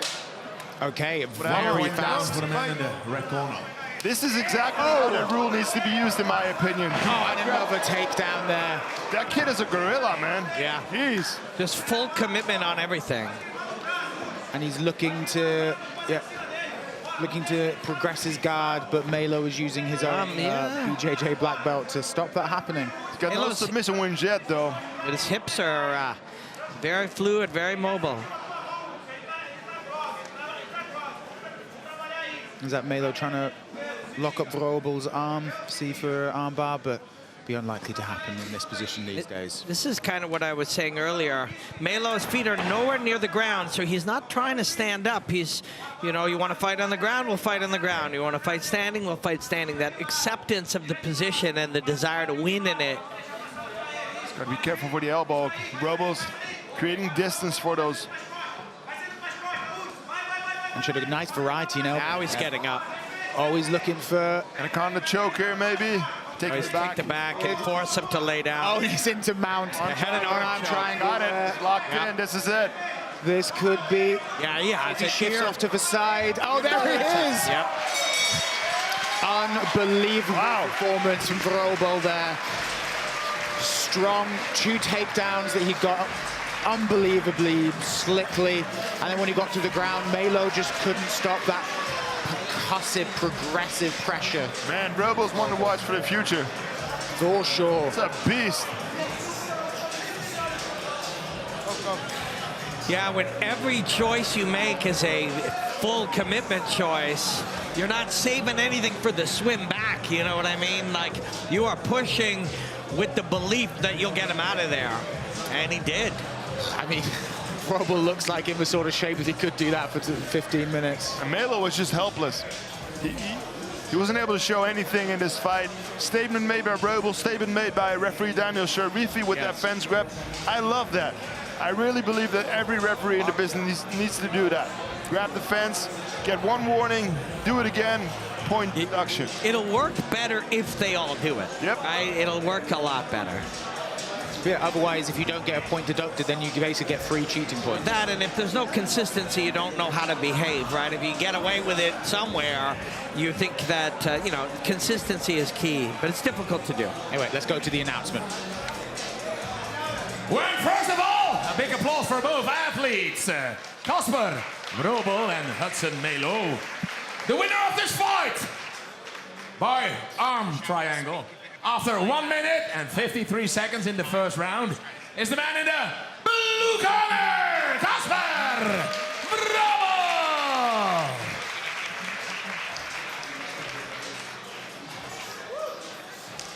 Congratulations, Casper.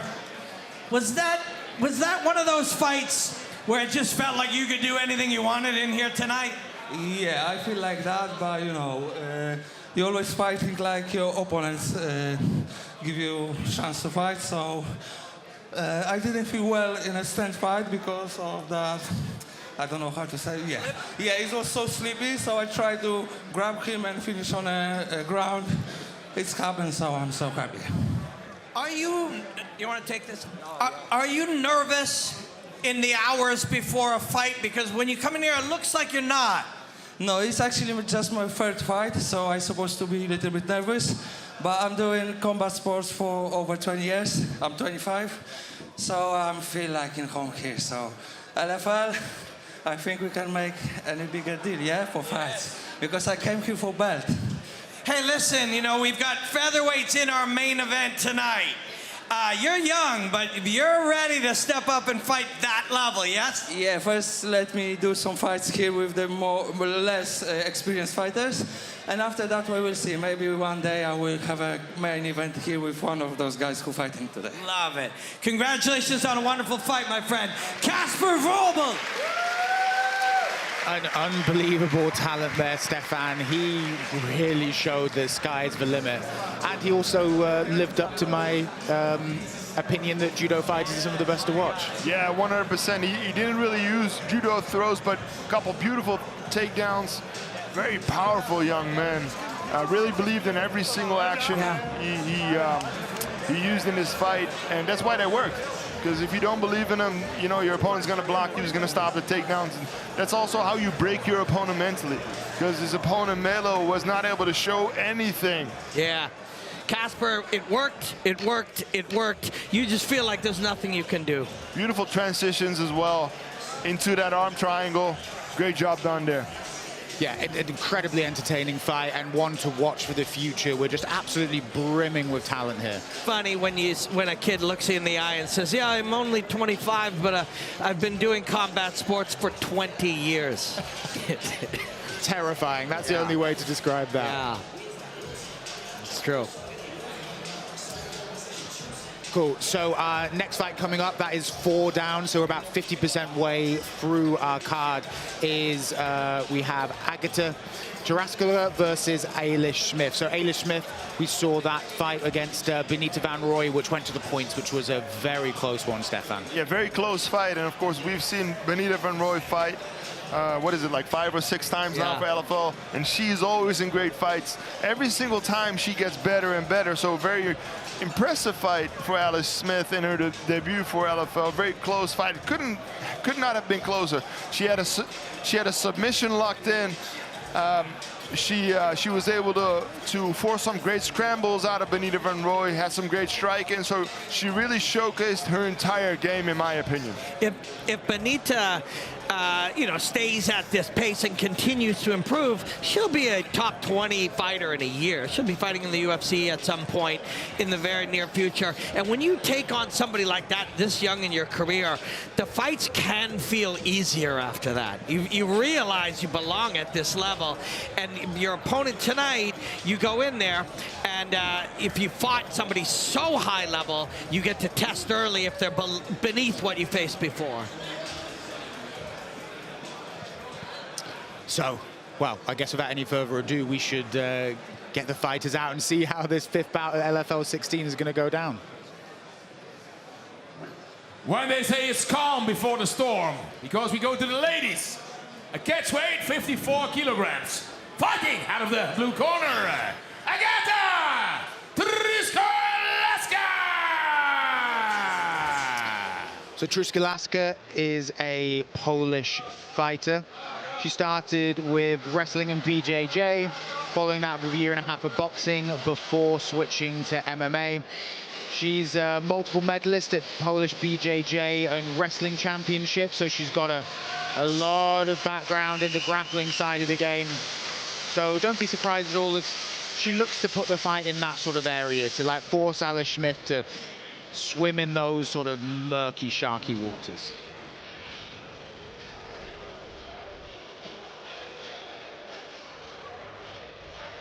Hasn't had the most successful career so far, with 5 losses and no wins, but incredible reserve to keep coming back and keep putting it out there in the cage.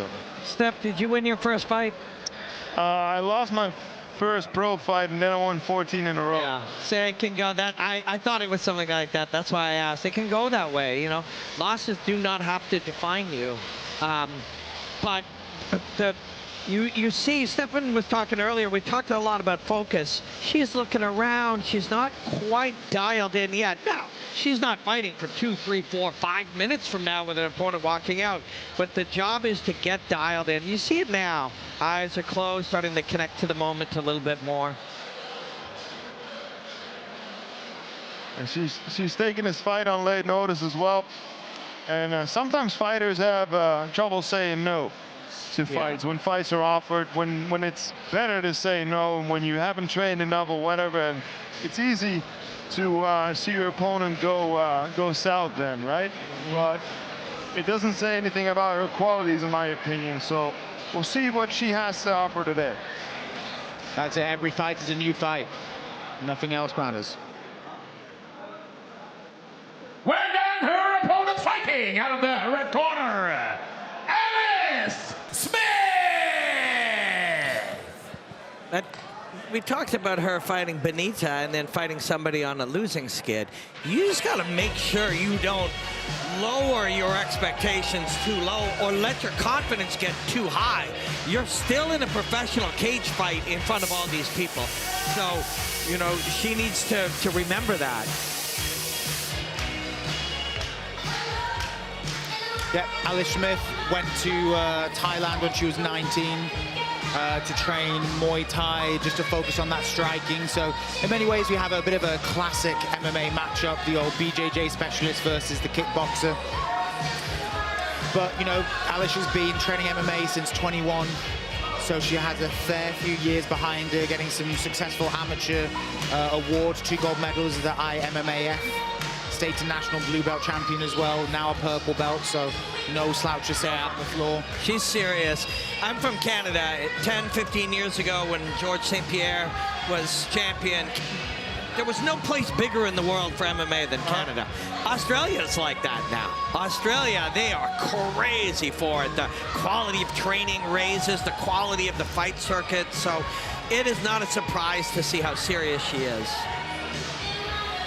This is going to be a banger, especially if that fight against Benita Van Roy has anything to say about it. So here we can see the height, the advantage goes to Truscolaska, but Smith has the slight reach advantage.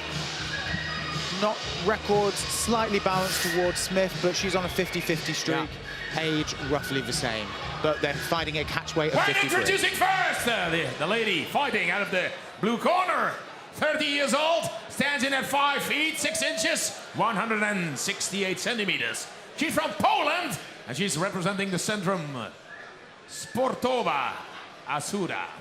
5 professional fights on her record. Agata Truscolaska!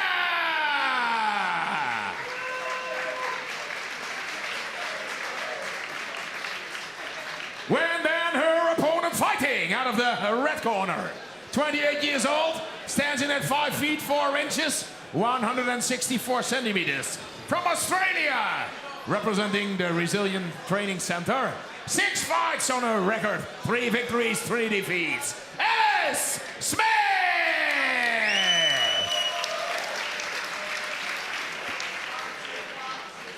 When this LFL fight, catchweight 53 kilos. It's scheduled 3 rounds of 5 minutes. And the referee is Mr. Tariq Khan. Okay, ladies, you both understand the rules. Protect yourself at all times. When I say stop, you stop. If you want to touch gloves now. Step back. Nice show of camaraderie from Truscolaska there. who is in the blue, yep, and Alice Smith in Okay, the Judge, white ready? for this round Judge, ready? for this bout of Blue, 3 rounds red. of Round 1. 5 Fight. minutes. If you're Alice Smith, you're thinking, let's kick from a distance for a bit, just till we figure out what. Oh, that's a big right hand. Having said Right that, hand it's to a begin right with. hand. Oh, Truscolaska may be out of here already. Referee's looking at it. Yeah, not thinking safety at all, just thinking, let's get it right on her, which also is very smart. Some big elbows. I think Smith has got somewhere to be at like 8 o'clock. Yeah. I would say you can kick from distance. She's like, nope, I'm going to get the right knuckle immediately. And the referee stops it.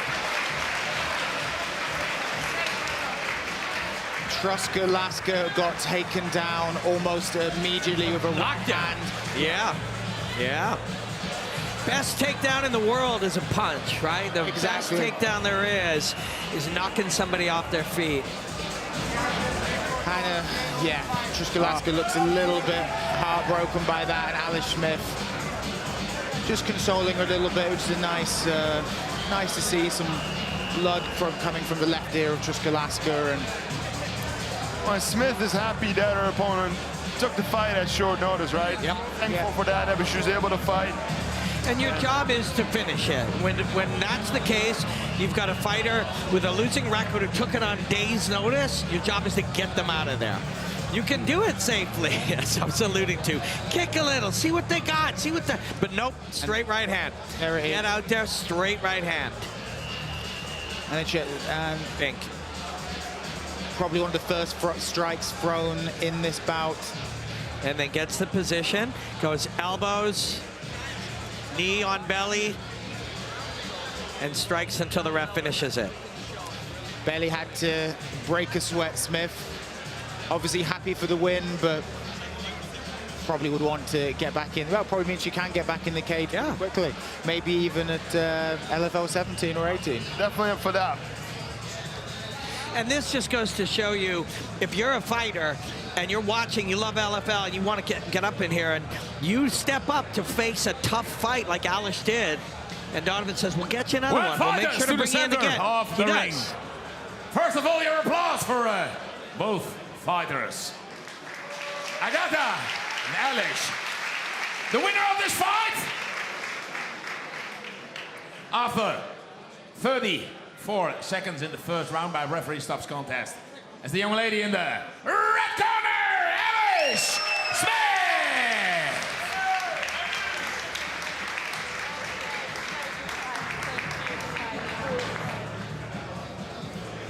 Thank you both for that fight. Hello, Alice. When you've got somebody who takes a fight on short notice, your job is to get in there and put it on them. That's what you did. Right knuckles to the ear. Yeah, I really appreciate Agata and her team taking the fight. Obviously, my opponent pulled out on 5 days' notice, so big thank you to her for jumping in. If I don't fight, I don't get paid. So, but like you said, it's a fight at the end of the day. So. And when somebody takes it on short notice, maybe they're on a losing skid. That's still a dangerous fighter. You start fucking around out there, before you know it, something bad happens. So the plan was to get on her immediately, yes? Well, I didn't know much about it. Like I said, 5 days notice, I didn't know anything. So the plan was just pretty much go in there, treat it as if I'd had her from the start kind of thing, and just, yeah, do it. It's not a short flight from Amsterdam or from Australia to Amsterdam. But this feels like a nice home for you now, yeah? Well, I flew from the UK, so it was only an hour this time, but I like Amsterdam. It's nice. I think Amsterdam likes you too. Thank you for coming out and having a great performance. Thank you. Alice Smith. Another strong performance from Alice Smith. Hopefully we'll see her back in the LFL cage soon, and yeah, to see what she can do, because yeah, it's always interesting to kind of work out the level of these fighters and see where they can go. She's in the UK. She loves Amsterdam. We got a fight in April, so there we go. It's a pretty cheap ticket over. Let's call her manager tomorrow. Get her lined up for April. What do you say? Yep. All this. But we have arguably the heads' fight of the evening. It is, of course, Piechaczek versus Goedhart. two incredible combatants coming down. Goedhart's come up through new talent, been, you know, had his first pro fights on the card, is moving towards that middleweight title. Piechaczek from Ram MMA, where we saw Sadi fight from earlier. Had a brilliant fight against Abulli, who fought earlier in the night. This is a real clash of two exciting, young, hungry middleweights. Yeah, if you're Dutch, if you watch Levels Fight League a lot, Roland is the story to you, right? But that story now finds its toughest fight. And you saw it the last time they both fought. You know, Roland is very athletic. He has overcome difficult moments. He fought through a broken nose, and you know, he's not just winning every minute, which is really important for your development. But he's been looking very, very good. But yeah, his opponent now, absolutely the toughest guy that he's faced yet. This one, here's some from one of his previous fights. Against a very awkward grappler, a very awkward striker even. Yeah. But he managed to get the job done and put him out of there. I believe this is the fight where he broke his nose in, right? Yeah. Yeah. His opponent was super unorthodox and hard to read. And yeah, you know, breathing through a badly broken nose and finding the way to still overcome and win. But yeah, he is definitely facing the toughest fight that he has. Piechaczek looked so sharp and strong, just as big, just as strong, just as athletic as Roland. So it's a big fight here for LFL.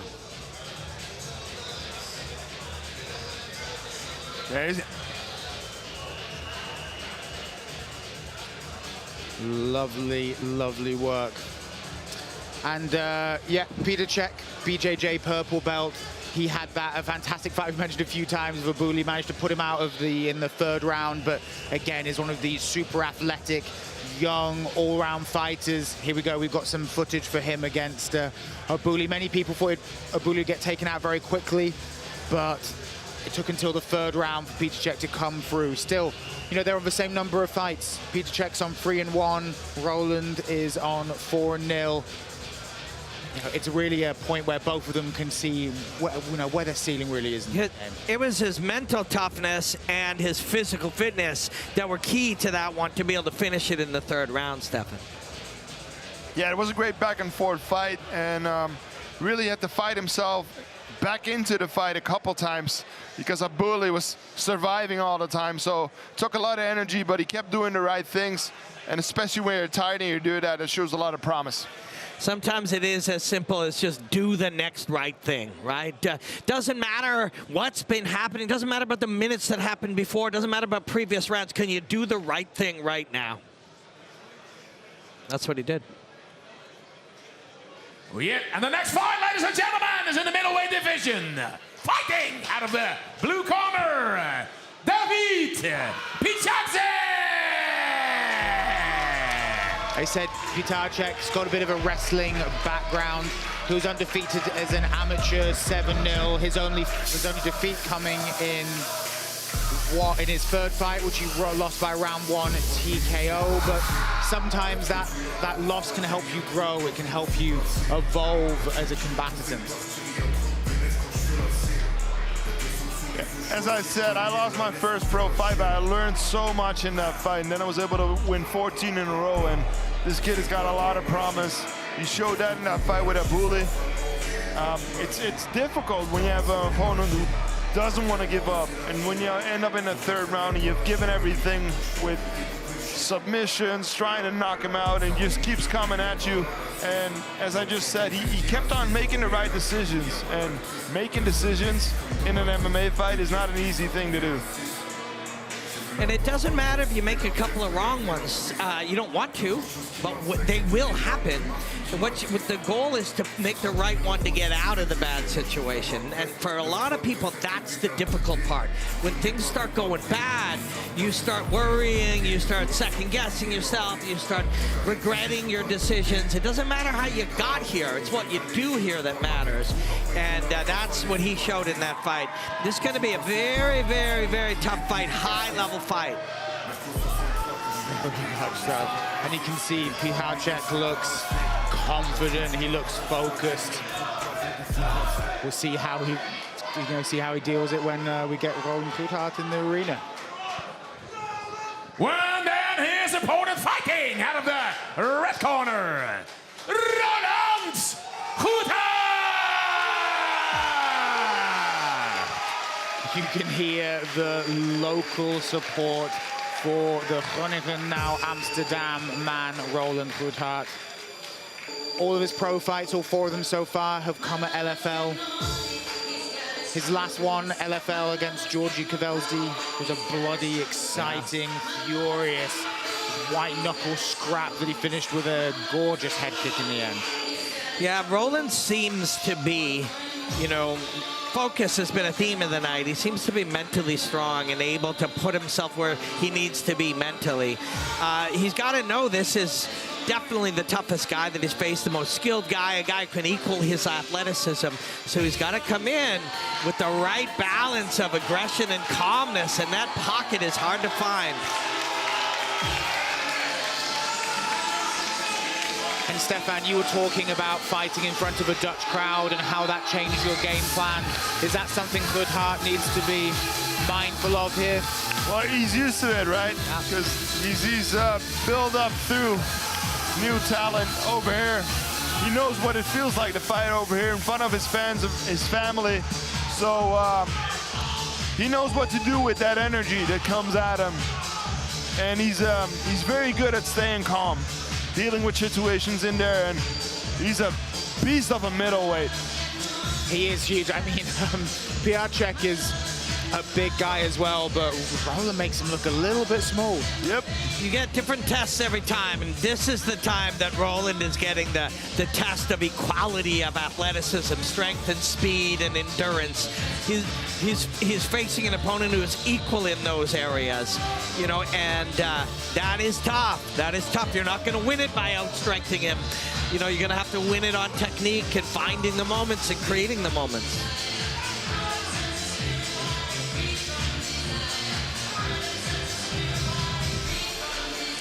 Very calm as always.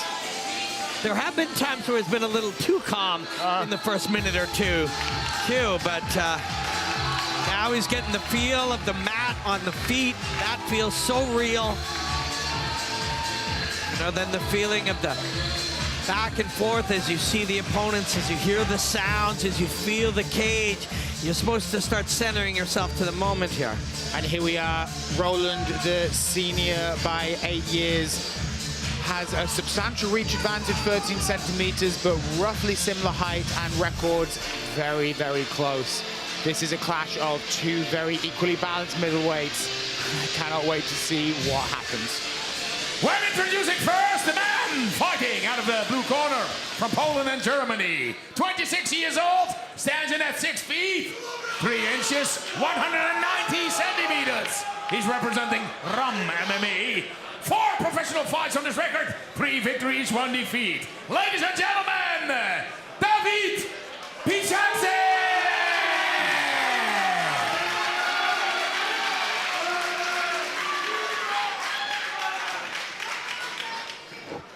When his opponent, fighting out of the red corner, from the Netherlands and Suriname, 34 years old, stands in at 6 feet, 3 inches, 192 centimeters. He's representing Fight IQ. 4 professional fights on his record, 4 victories, Roland Goedhart!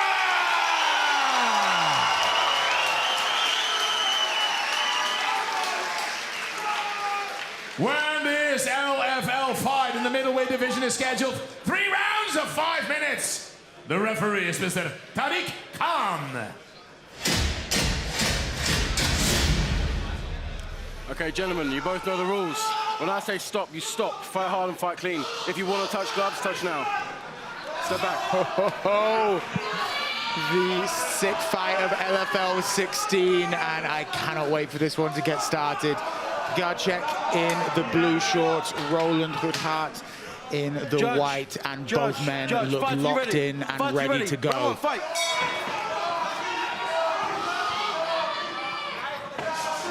Piechaczek with the big takedown there. Runs through him. And immediately into side control with almost a full round to go. Roland's got his feet on the cage, not the mat. One foot floating in the air. You want to center yourself and figure out where you want that left foot.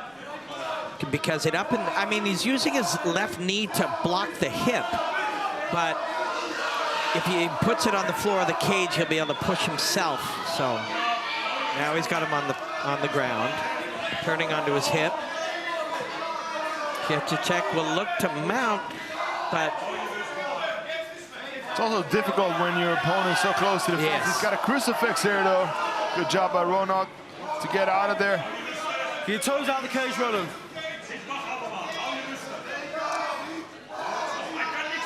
Piechaczek, as he moves his right outside, now he's turning the chin with the knee. He will look to mount again, but there is, to Stefan's point, the fence is there. Doesn't mean you can't, but it is harder. Piechaczek is looking for shoulder pressure. Yeah, knee. The body there. And for Roland, especially, dealing with the adrenaline of ending up on your back 5 seconds in. Yep. Knowing you're fighting a really good grappler, just staying calm. His left knee continues to block the hip, but it's still got him mounted. Great timing there by Piechaczek. And he's got a lot of time to work here with some big strikes. Yeah, good stuff. Roland lifts up his back and gets Got the rear naked, though. He's got it locked in. Doesn't have the angle, it seems, though. No, he doesn't. Does he have it locked in? That's it. That's deep. Now He's tapping. Oh! Piechaczek gets the rear naked from the standing position in the first round of the fight. That's a big upset here in Amsterdam. Yeah, it's an experience that you don't want if you're Roland, but it can make you better in the long run. But for tonight, it is an experience Piechaczek definitely wants and gets to have. Heartbreaking for this Amsterdam crowd, but take nothing away from Piechaczek. He had a game plan and he executed it. There's the moment, if you see the replays, he's in the mount and he's striking. Roland is going to go to 4 points and drive to his feet. So watch the takedown here. Drives in and just takes him off his feet. He's going to go to all fours and drive up. In that moment, you are standing. Watch. And Piechaczek is an opportunist right here. Left hand is on the wrist, left hand is on the wrist. Now it's in there. He's got the hand in the neck. And he's got a weird angle here, but he stays with it. He's strong. Yeah. He uses that right leg of himself as well to just lock on to Roland Goedhart, stop him being switched off to the side and losing the position. And incredibly impressive performance from Piechaczek there. Goedhart did a good job timing it, exploding out of it, but he should have tucked his chin a little more. He was too excited to get back up to his feet and throw bombs. It cost him, but he's going to learn from this. Only his first pro loss. Yeah, he will. It's an important part of your progress, but it's a hard one to take. And, you know, he's going to feel terrible going through this experience, but it is important to have. But for Piechaczek, man, this is a big win for him. You know, it's interesting, that moment where Roland goes to 4 points to get up, you wonder if Piechaczek somewhat allows it, knowing that he's going to attack the neck. You know what I mean? That it's a little trap that maybe he plays. I'll ask him. I'm not sure how his English is, but I will ask him. Hey, Roland. Let's go, bro. Well, let's start with a big applause for both athletes. David Piechaczek, Roland Goedhart. The winner of this fight after 1 minute, 54 seconds in the first round by rear naked choke. The man in the blue corner, David Piechaczek. Is this English?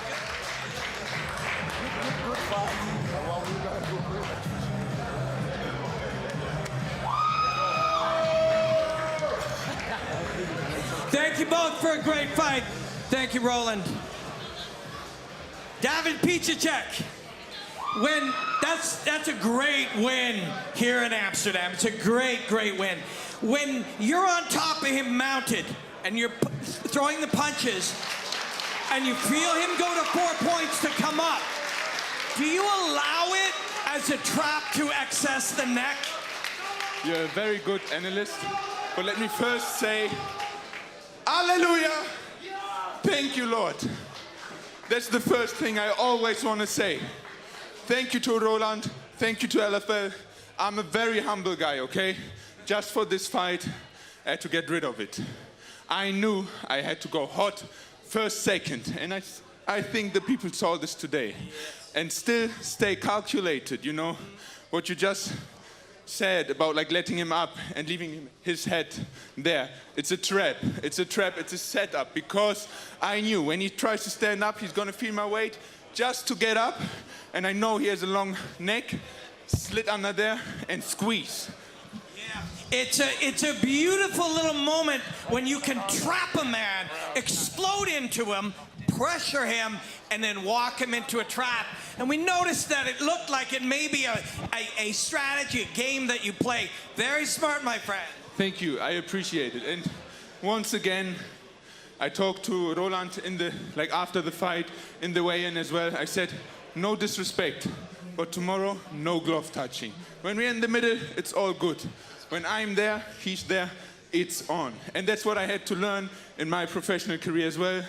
It's like it starts at 1 second. First second it starts, not the fourth or fifth. So you saw this today. Yes, we did. And humility, come team. Humility is really important as a martial artist to get better when these people are training you. But in here fighting, sometimes you've got to have a little bit of arrogance. It is like this, you're right, but like these guys, I love them. I really love them. We are like in there, we're doing everything together. It's my win. It's not, it's our win. It's our win. It's not my win, yeah? I appreciate these guys so much. Well, it's beautiful that you brought your team in with you. And congratulations, that's a very big win. David Piechaczek, thank you, congratulations, please. I know I said I'm a humble guy, but sometimes you got to speak for it. I know there's a title on the line at middleweight. I finished one of your guys in the first round. He was 4-0. I think I deserve a chance, right? What do you guys think? Congratulations, David Piechaczek. So much to talk about in that, Stefan. Firstly, a title fight is something you would love to see with Piechaczek getting in there. Yeah, definitely with the performances he has had so far under the LFL banner, and where the division is right now in the middleweight, I want to see him fight for that belt 100%. Yeah, he's a fantastic fighter. He showed, like he was talking about, that ability to turn on from the very first second. I believe Robin mentioned before there was a bit of a slow start with Goedhart sometimes. Yeah, true. And, you know, he took advantage of that. He saw it. He said noticed an issue with Goedhart, like lifting his neck up when he came out. He used a wonderful little, almost, as Stefan pointed in, a bit in between, like an anaconda kind of leg hold to stop himself being shrugged off as Goedhart. It was a real complete performance. Yeah, when he took his back, it's almost like a grapevine. You usually use those from guard, right, to stretch out your opponent's legs, but he went around Roland's legs. A lace. Stay on the back, yeah. A lace. Beautiful job done. He didn't have the angle at first, but he had a really tight squeeze. Was able to adjust it and finish it. Beautiful job done. And to what he said, it's on from the first second of the fight. To do that against a scary guy like Roland Goedhart, that takes a lot mentally, yeah, right? It really does. And then to not give it away. You know, when you go in, to be all pumped up and wound up, he appeared chilled. Yep. So there's a deceptiveness to it as well. And he told him at the weigh-ins, we're not going to touch gloves, whether that affects Roland or not, but it also allows him to be able to just attack without any, you know, without any controversy. But here we can see that finish again. Yeah. His right leg. Right leg wrapping around there in that lace-like position. His right leg, and then his left leg, he had it up against the fence to stay balanced on his back, and then he didn't have the angle fully for the rear naked, adjusted it, and beautiful job done by Piechaczek. There's a lot going on there. He's athletic. He was tough and stayed with it in a tough fight. Adjusted his mental and timing strategy in this tough fight. Set a trap and landed it. There's a lot going on with this guy. Yep. And of course, he said, you know, and we can see Sadi won his round as well. And as Piechaczek was saying in there, it's not you know, of course, it's only you in the cage, but it's not an individual sport. It's a team sport. It's having a group together that can help you push that way, as I know you found in your fighting career, Stefan. Yeah, 100%. You need a strong team. You need great training partners. You need great coaches who go through that process with you, and not just in the cage, but in the locker room. When you are, you know, battling those demons, you know, there's voices in your head. It's like, what are you doing here? Why have you put yourself in this position yet again? And then it's just 1 or 2 words from your coach, the right words. They have to be the right words, because else you don't get a performance like that. And even in the moment that you are alone, you are a person expressing your life experience and your skills, but your team helped build those skills and your life experience. So who you are is partly built through the people you're with in the process, right? So yes, you're alone in there, but the you that's there was built by others. Exactly. Yeah, beautifully put, Robin. And also, got to have a word on Goedhart as well. Hopefully, that same thing's happening. Where, you know, obviously those teammates can help build you up and create the person that's going to be in there. But also, as Goedhart is coming out and maybe suffering his first professional loss, the team can help put him back together, can help support him, and can be there and ensure that this isn't this might be a loss, but it's not the end of anything. It's another potential for growth, another building block to become the fighter he can be. And you want to improve and adapt and be better the next time, and of course you're trying to win, but you can't overreact either. You still want to be you and performing at the best. Winning and losing is a consequence of a good performance, and all you want to do is be in the best state possible to perform well. You don't want to go in there and need a win, even though that's all the outcome we all want. You want to go in there and just expect yourself to perform as high level as possible so that the outcome is a win. You can't control the outcome, but you can control how you perform. You know, even the most talented fighters on the planet lose fights. There's only one fighter on this planet who has never lost a fight. That's John Jones. Yeah. And that's why he is considered the greatest of all time, right? So losing a fight, there's no shame. You come back, you get better. You use that feeling that you hate. It's awful. You get better every single time you bring that in the gym with you. You work up that energy. You get better. You get back in there. You get another win. The future of LFL middleweight was in that cage before the fight, and it's in that cage after the fight. The pair of them have a bright future ahead. And on the topic of ahead, we've got 2 more fights, our co-main and main event coming up. But before then, we have a short little break. So go grab yourself a cup of tea, little drink, little beverage, relax, and we'll see you very, very shortly. Who are we? We are the boundary defiers, innovation drivers, future facers, pioneers. The ones who nerd out, zone in, take on, and reimagine. Together, we're crafting a decentralized web. A web where every voice is heard. Where power is distributed. And where imagination knows no bounds. With Polkadot, we're not just breaking barriers, we're redefining possibilities. Defy what's possible with Polkadot.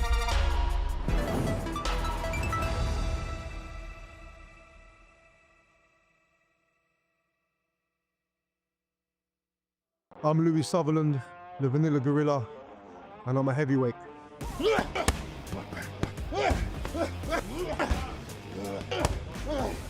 I like violence. I enjoy punching people in the face. I enjoy getting punched in the face. And there's no place I'd rather be on a weekend than going toe-to-toe with another human being. I think I possess a power that when I hit you in 4-ounce gloves, it kind of shakes the body. When I hit you with intent. You know, I'm not just trying to tickle you, I'm trying to knock your teeth out. So I guess that helps as well. I decided to join LFL. For one, the team's pretty good. We discussed, you know, the future potential pathway to the Contender Series. You know, the ultimate goal is the UFC, and I think I'm on the trajectory now to get there. I think the division is pretty stacked. They've got some good experienced fighters. They've got some good up-and-comers as well. So it's a good mixed bag. The fact that I can stay active and there's a direct path to the Contender Series and potentially getting a UFC contract, that's why I joined LFL. If the world doesn't know who I am now, give me 18 months, they're gonna know who I am. If you don't know, get to know.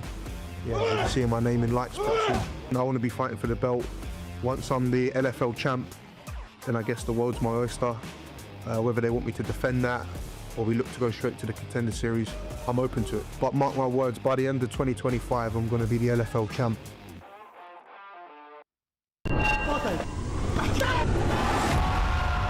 And the King of Amsterdam's finally returned. When is there going to be someone who can take me to the second round? The new LFL welterweight champion! And give me my fucking belt!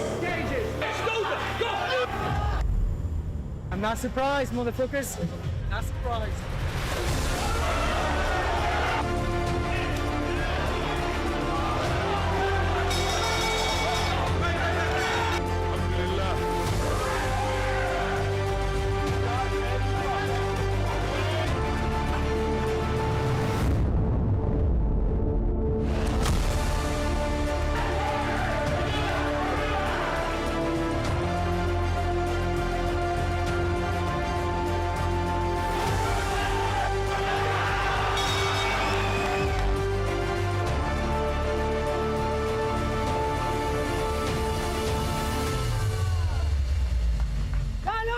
baby!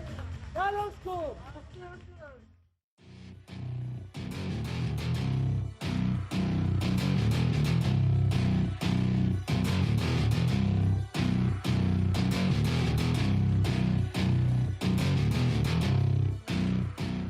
LFL, thank you for the opportunity. I'm very happy because this is one big event in Holland, but my opponent, he's have a lot of experience, UFC fighter, but close the cage doesn't matter my opponent, I'm ready all the time. I promise one big show. This fight, big step in my life, yeah, one beautiful opportunity, I'm ready. Eu tô pronto, eu treinei todas as áreas, seja Muay Thai, MMA, parte de strike, a parte de jiu-jitsu no Gear Wrestling. Porque o meu adversário ele é um bom striker, né? Ele é um excelente kickboxer. Repetindo, eu tenho uma surpresa para você. O novo Caio está chegando. A preparação está impecável. Toda a minha equipe, todos os meus treinadores montaram um game plan para isso. E eu vou executar o que foi pedido. E esperem um novo Caio, uma transformação, uma super luta. E o mais importante é esse, eu estou muito feliz com a oportunidade, vai ser uma estreia de luxo e esperem um combate digno de luta principal da noite. My name is Caio, Hunter UFC Fighters. I'm in victory, I think so, 2 or 3. Now, Jarno Errens. Come on, one big show in Holanda. Your house? No problem. Your house, my house.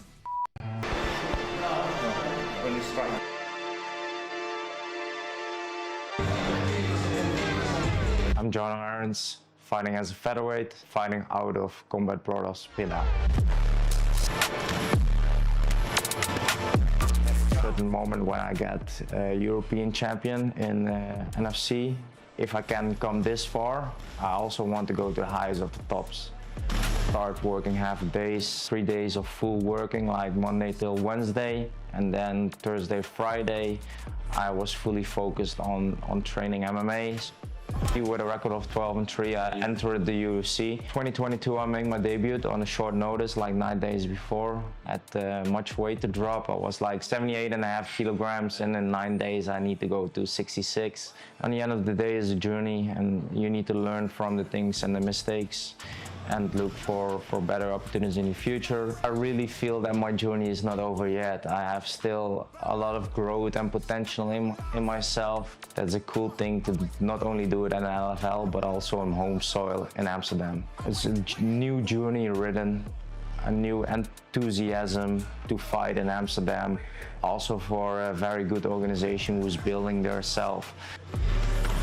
I've never been that prepared for a fight than I am right now. For me, in being in fight camp is saying no to everything else. It's like, my friend has a birthday, I'm sorry bro, I can't come because I don't want to be off my focus. A Brazilian guy who's waiting me, also a tough guy. He isn't that fast as I am, he isn't that hard as I am, he isn't that smart as I am. So in my opinion, I see myself as a level up against him. I expect a hard 3 rounds, but I hope for the first round knockout.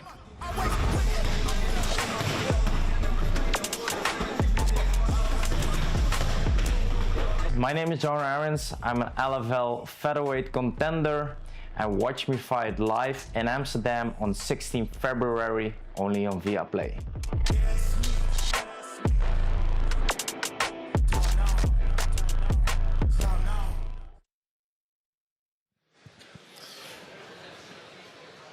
That's it. We are getting to the very cream de crop, the cherry on top of LFL 16 with our co-main event coming up, something I am so excited for. And to get everyone a little bit hyped, I believe we have a video clip ready just to give everyone an introduction about what to expect. I'm Louie Sutherland, the Vanilla Gorilla. Esta pelea acabará. I like violence. I enjoy punching people in the face. 3, 4 como mucho y finalizado. I think I possess a power that when I hit you in 4-ounce gloves, it kind of shakes the body.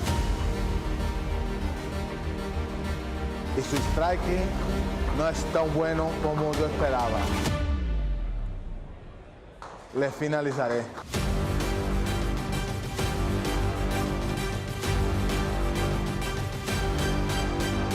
If the world doesn't know who I am now, give me 18 months, they're gonna know who I am.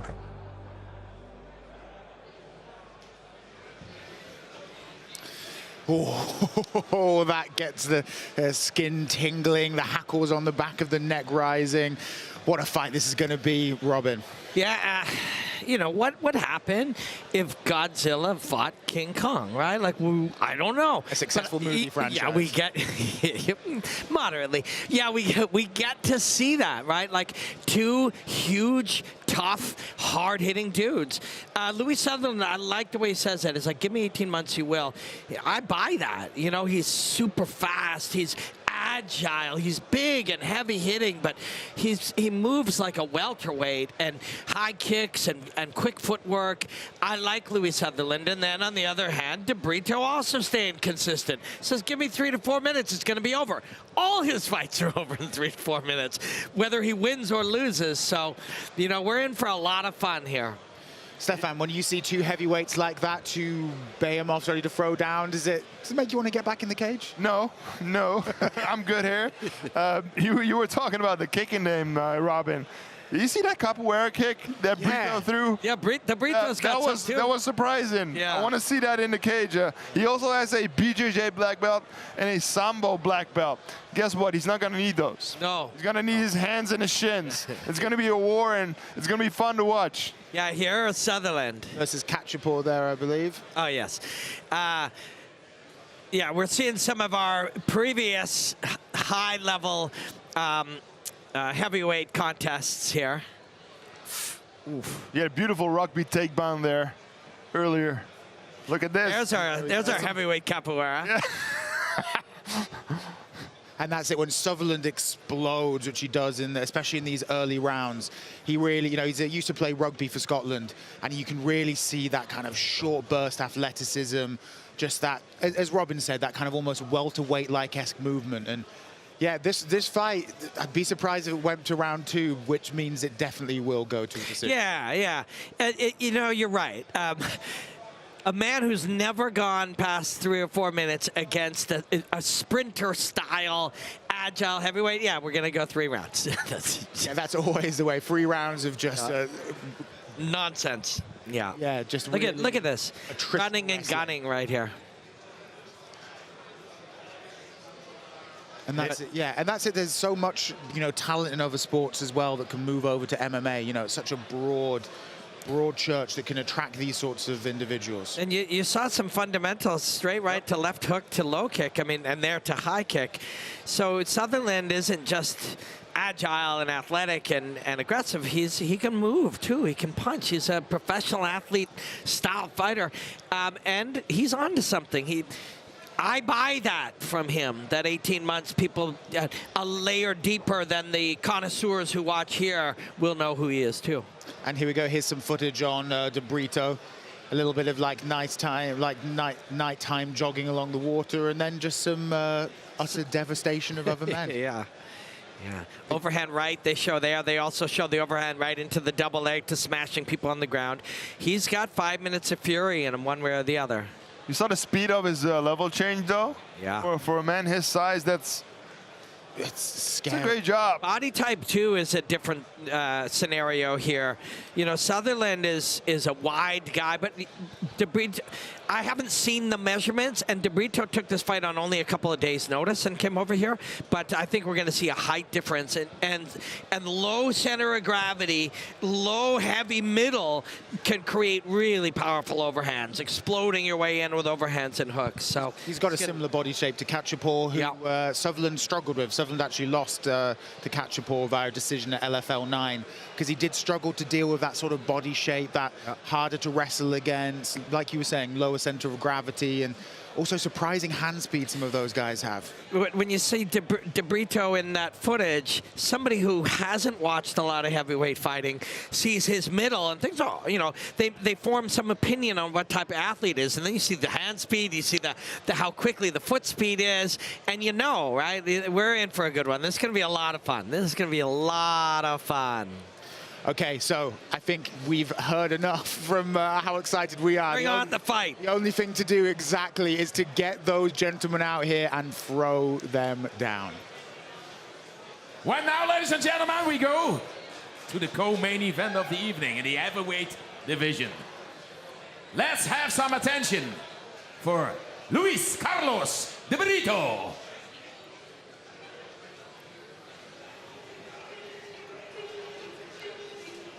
When, of course, also his opponent, Louie Sutherland.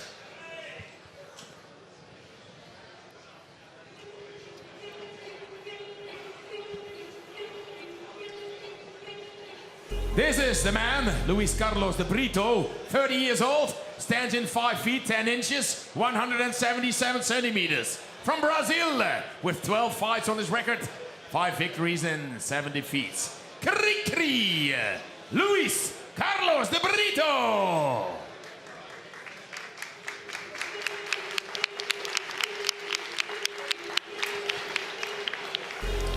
Seems to be waiting for that music to drop in. You saw a devious smile start to form on that big head of his.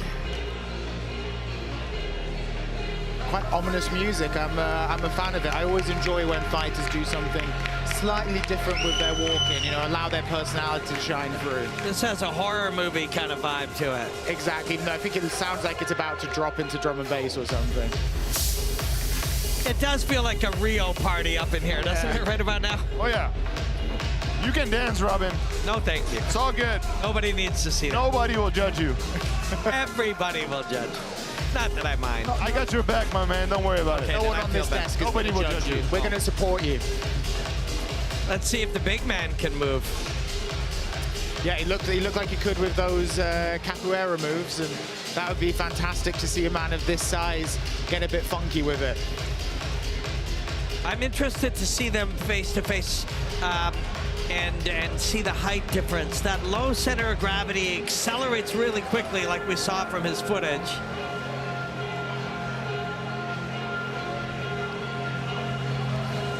And that's it, you know, De Brito, interestingly, for a man who likes to throw hands, 80% of his wins have actually come via submission. Yeah, you punch somebody long enough, they'll give you their neck. You know? They'll turn over and be like, yes, just choke me. I'm punch them hard enough a couple of times and they roll over to try to get away from it. On Monday, 6 days ago, he was at home. He didn't know he was fighting. And I think by Wednesday, he was on a plane over here to Europe. Yeah. From South America. Well, now, ladies and gentlemen, his opponent, who's fighting out of the red corner.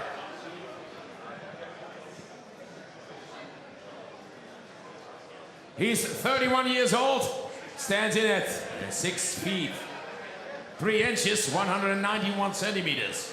He's from Scotland, and he's representing the great British top team with a professional record of 10 fights, 7 victories, and 3 defeats. He is the Vanilla Gorilla, Louie Sutherland.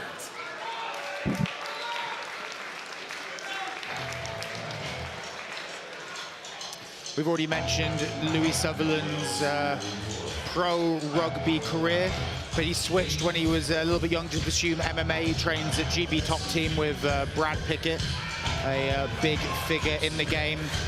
Apart from his last fight at LFL 15, all his wins have come via finishes. So that is the clear route for Sutherland. And you can see there, you know, a different, obviously a big guy, but a different body shape to Brito. Yeah, I'm buying in. I am definitely buying into this one. And he's not on camera at the minute, but Brito's having a good little boogie. Robin, there's still time for you to go and join him up in there. Oh, no, I'm good. But yeah, we can see from our cage, he's got a big grin. He's got a nice rhythm going to his dance. He'll dance to Sutherland's tune. He doesn't mind. Yeah, Sutherland trains with Brad Pickett, and that's probably a big reason of the way he moves, right? Yeah. He's such a big guy, but he doesn't move like his size. He's throwing head kicks, his movement's great, and he's got that rugby background, of course, but Brad Pickett knows what to do with a fighter. Yeah, he's a smart guy and a great guy.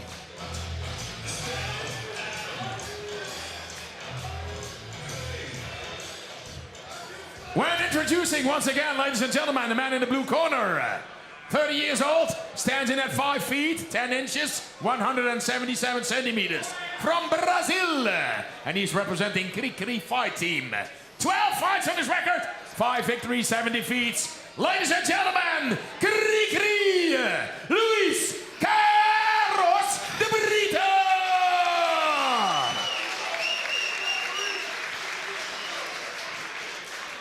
When then his opponent fighting out of the red corner. 31 years old, stands in at 6 feet, 3 inches, 191 centimeters. From Scotland, training at the Great British Top Team. 10 fights on his record, 7 victories, 3 defeats. Vanilla Gorilla, Louie Sutherland!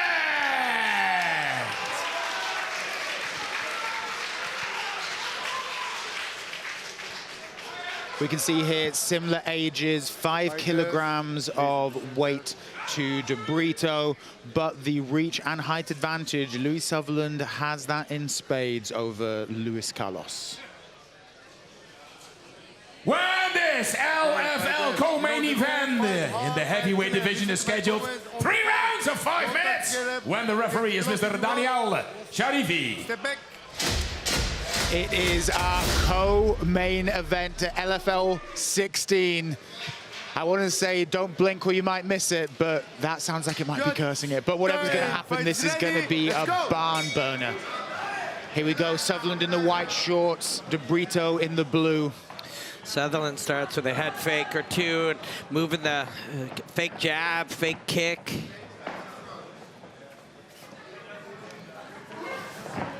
Just offering each other out. Both these guys very aware of the other guys' power. You try to use feints to get him guessing, but if you throw too many, he starts to ignore them all, which you can take advantage of.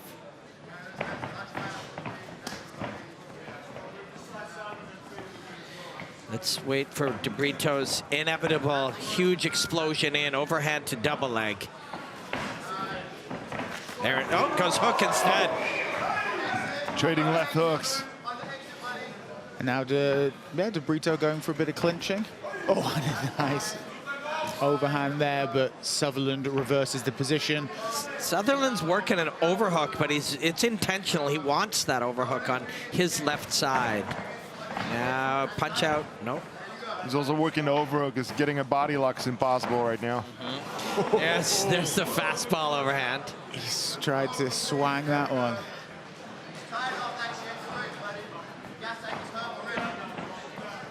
Sutherland doesn't look to want to be drawn into a brawl here. I mean, logically, if you're Sutherland, you know, you might go, oh, you work your jab, but this little fire hydrant will throw an overhand over your jab. So maybe low kicks. Like you want to hurt him without exposing your jaw. The crowd loved that little bit of capoeira coming through. Stefan was asking for that earlier. Yeah, I wanted to see it. And Sutherland knows he's got those moves, so you cannot go in, not think about any of your shots, you know? When he throws that up and you walk into it, you go down. Yep. Even the jab, Sutherland's gonna. Sutherland put 2 hands on the head, but a punch came over top. Oh, left hand there by Sutherland. Yeah, Derito started looking down in response to the heat. You see the swelling under the right eye of Brito immediately. Yeah, he did not enjoy that at all. So I'm not sure who would. No. Crazy people. Let's see if Sutherland punches his way out or tries to get on top. It's not easy. Yeah, elbow out. Another elbow. Good elbow there. For a takedown. Stays with it, but he's going to come up tired. Watch, let's see how tired Derito comes out. Remember, he took this fight on 5 days' notice. Yeah, we have no idea what he was doing before. Could have been training hard, could have been on the beach. Could have been both.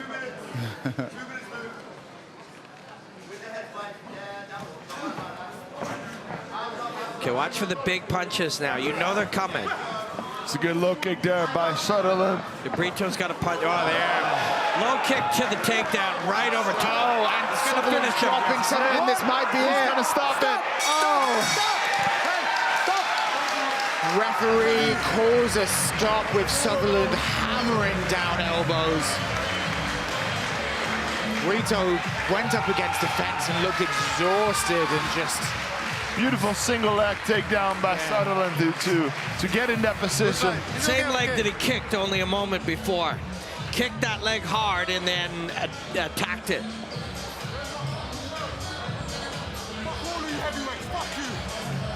I like this guy's attitude, too. He's kind of angry all the time.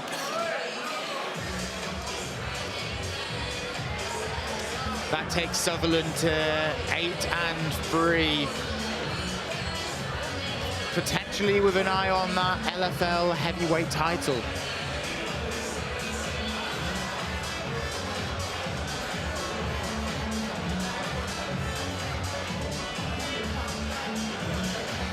Nice show of respect from the two fighters here, and nothing but admiration for Derito stepping in at late notice. He did what he came to do, what he said he would do, is just come out guns blazing and give it his all, win or lose. And that's exactly what he did. Here we go. Here is the end of the fight. That knee really took something out of Derito. Oh, beautiful timing on that elbow. There's a second one there. There's the level change to the single leg. Immediately finishes it, goes to side control and unloads with the elbows and ground and pound.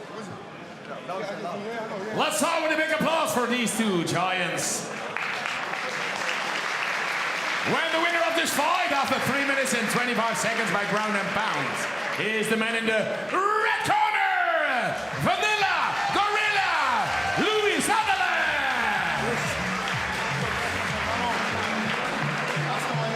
Let's hear for both these two big men. Thank you, sir. Louie Sutherland. Very good, brother. Give me that mic a minute. Yes. Amsterdam, don't give me the mic. Amsterdam, what's happening? Yeah! It's good to be back. The king is back. I wasn't gone long, but I'm back. Listen, thank you to my opponent who stepped in on around 5 days' notice, because every other heavyweight out there refused to fight me, pulling out of fights through injury, then carried on training in the gym. That's some bullshit. I'm here to fight. I haven't thrown a right hand in 3 weeks. I come in without a right hand. Yeah? I'm ready to lay it down. Now where is my fucking belt? Come on! In the pre-fight. Bink. Yes, sir. In the pre-fight, you said, if you don't know who I am, you will in 18 months. We believe that. I hope you do believe it. Listen, I'm on a mission. I didn't know how long tonight was gonna last, but I'm here to do a job. I've done the job. He gave his best. Hit me with some good shots. He come to swing. He's a 135 kilo man. I mean, come on. You wouldn't want to meet him in a dark alley. No, you wouldn't. All respect to that man. You're right. Couple of days. But you don't want to meet me in a dark alley. I'll tell you that for nothing. No, you don't, sir. Let's hear for the two heavyweights. Your last final word, sir. Give me my belt. I'm coming. Everyone who's ducking me, you're not getting another chance. If you pulled out, go fuck yourself. I'm on the road to the belt. You don't deserve it. I do. Louie Sutherland. Do you think he wants the belt, Stefan? No. he just loves Amsterdam. He loves coming back to fight here. That's it. He just loves windmills and canals, and that's why he comes. Just to check out the sights, see the scenery, look at the wonky buildings. Couple Stroopwafels, couple Heinekens. Oh, of course. Of 0-0s only, of course. No, but a fantastic performance.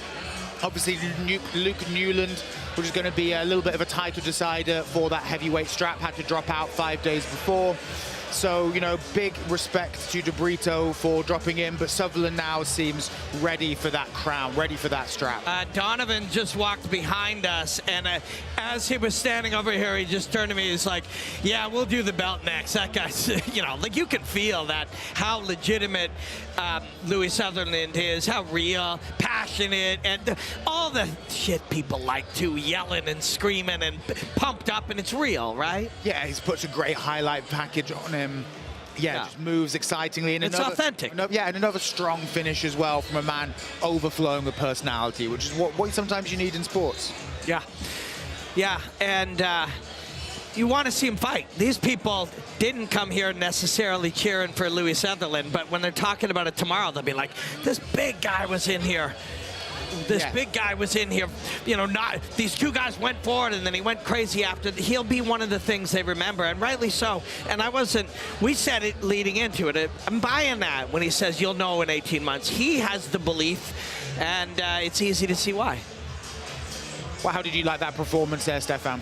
I always love watching Louie Sutherland fight, man. There's always something happening. He always comes to fight, and he's so big, but he moves so well, right? I think he's a very fun matchup with our current heavyweight champion for sure, and yeah, why not? Let's do it. Exactly, the best excuse. Why the hell not? Put those two together, and there's bound to be sparks and fireworks as they collide. That was our co-main event, and what a co-main event it was. But we have one more fight left for this evening: Machado versus Erons. And yeah, with the ex-UFC Erons really having to prove himself and yeah, make something. I believe we also have a little bit of video footage that we can play about now.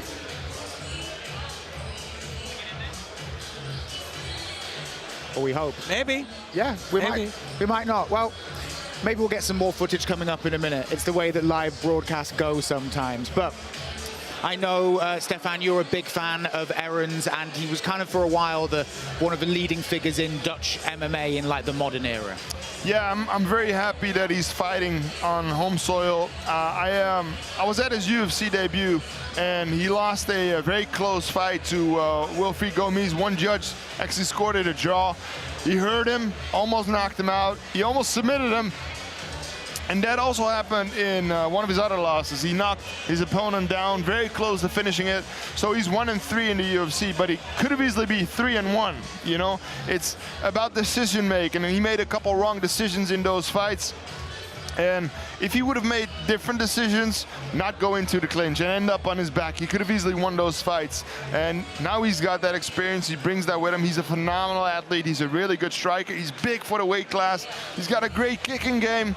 And enough about him. He's got a really, really good opponent as well. The ex-UFC fighter Hunter. He's got 2 wins over former UFC fighters. He wants to make that 3. Animosity. We got a little bit of everything for this fight. Very high-level matchup. I cannot wait.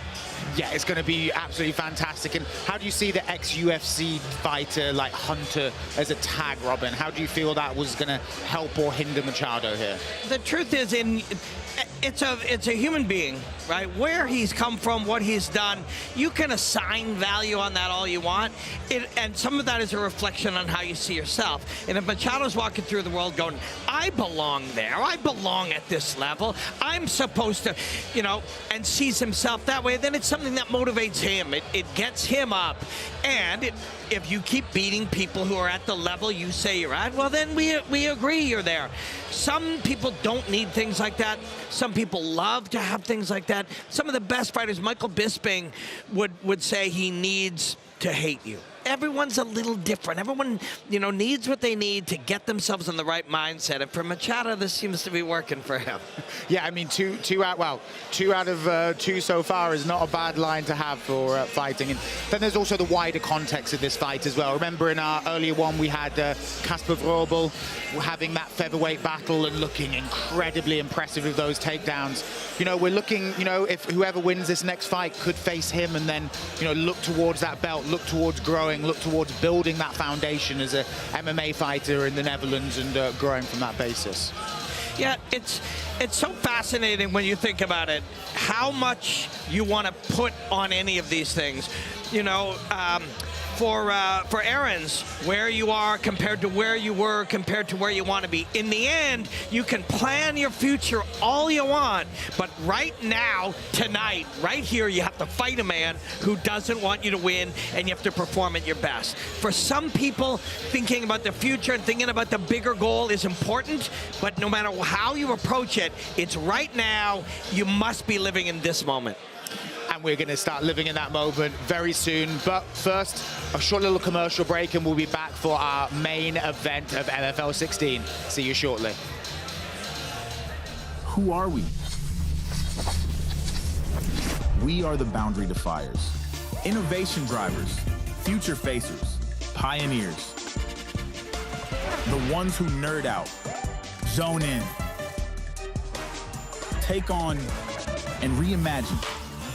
Together, we're crafting a decentralized web. A web where every voice is heard. Where power is distributed. And where imagination knows no bounds.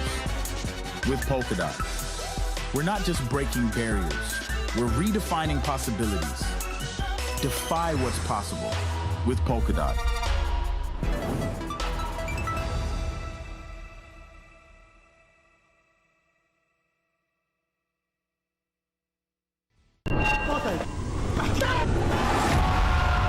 And the King of Amsterdam's finally returned.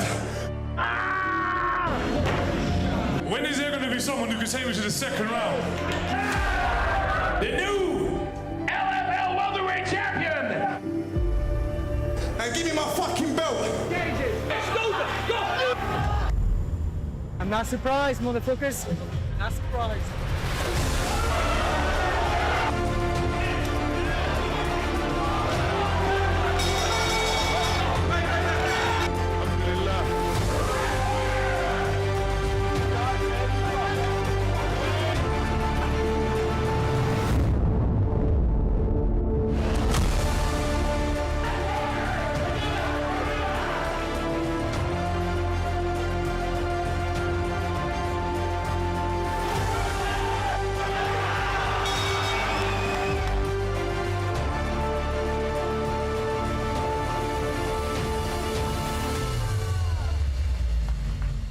Good, baby.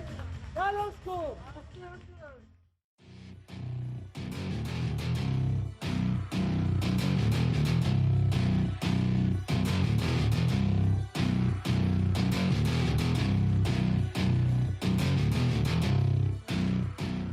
LFL, thank you for the opportunity. I'm very happy because this is one big event in Holanda, but my opponent, he's have a lot of experience, UFC fighter. But close the cage doesn't matter, my opponent, I'm ready all the time. I promise one big show. This fight, big step in my life. Yeah, one beautiful opportunity. I'm ready. Eu tô pronto, eu treinei todas as áreas, seja Muay Thai, MMA, a parte de strike, a parte de jiu-jitsu no Gi Wrestling. Porque o meu adversário ele é um bom striker, né? Ele é um excelente kickboxer. Repetindo, eu tenho uma surpresa para você. O novo Caio está chegando. A preparação está impecável. Toda a minha equipe, todos os meus treinadores montaram um game plan para isso. E eu vou executar o que foi pedido. E esperem um novo Caio, uma transformação, uma super luta. E o mais importante é esse, eu estou muito feliz com a oportunidade. Vai ser uma estreia de luxo. E esperem um combate digno de luta principal da noite. My name is Caio, Hunter UFC Fighters. I'm in victory, I think so, 2 or 3. Now, Jarno Errens.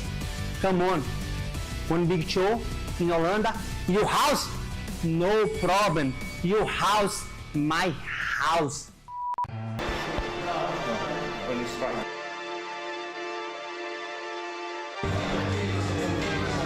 I'm Jarno Errens, fighting as a featherweight, fighting out of Combat Brothers Pinda. Certain moment when I get European champion in NFC. If I can come this far, I also want to go to the highest of the tops. Start working half days, 3 days of full working, like Monday till Wednesday, and then Thursday, Friday, I was fully focused on training MMA.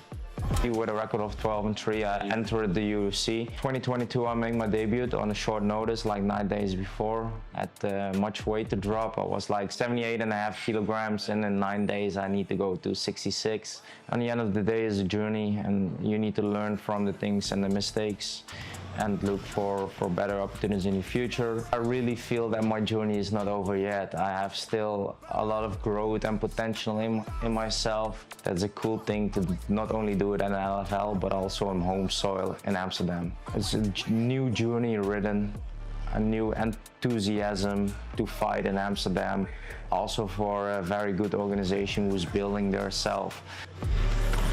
I've never been that prepared for a fight than I am right now. For me, in being in fight camp is saying no to everything else. It's like, my friend has a birthday, I'm sorry bro, I can't come because I don't want to be off my focus.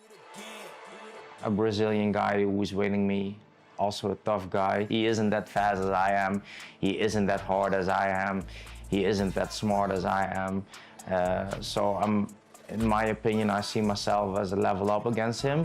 I expect a hard 3 rounds, but I hope for the first round knockout.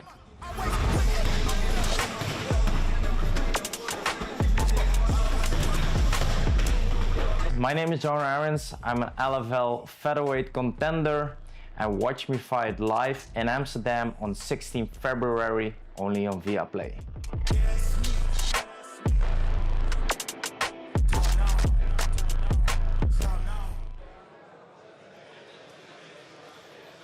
Here we are getting tantalizingly close to our main event of the evening. And if that video, if those little snippets didn't get you excited, then you must have a heart of stone.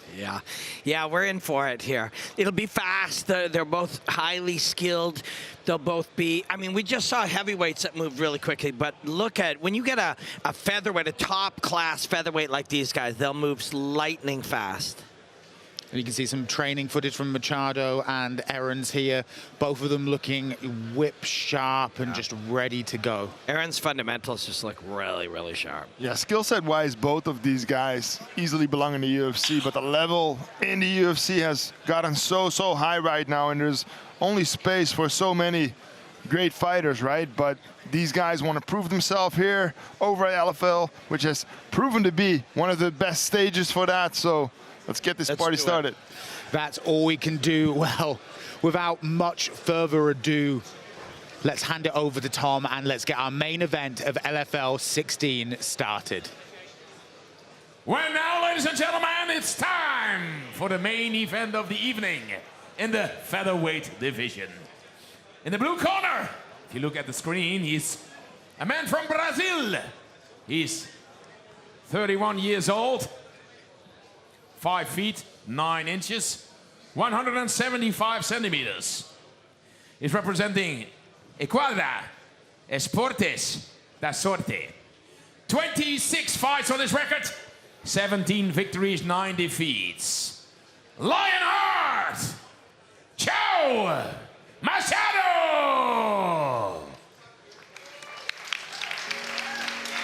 We've spoken a little bit about Machado before, mainly of this role as a ex-UFC fighter hunter, which I'm sure there's a more streamlined way we can workshop that, saying that in the future, but it will do for the moment. But he's a guy who's 31 years old, has been kickboxing since he was 15, began BJJ at 16, had his first MMA fight at 18, is a BJJ black belt, has won BJJ and Muay Thai championships. This is someone with an unbelievable combat sports pedigree. And a real confidence. You know, you see it right here, right now, just calmly walking out like this was what he was put on earth to do. And who are we to argue with him? I gotta say, I'm a big fan of a little, it's not much choreographing, but there's a little bit of it, and I'm all here for that. Callum, if you want, you can sing along. It's all good. I'm doing it. We got your back now. No one needs to hear my singing voice on this broadcast. I'll leave it to the professional.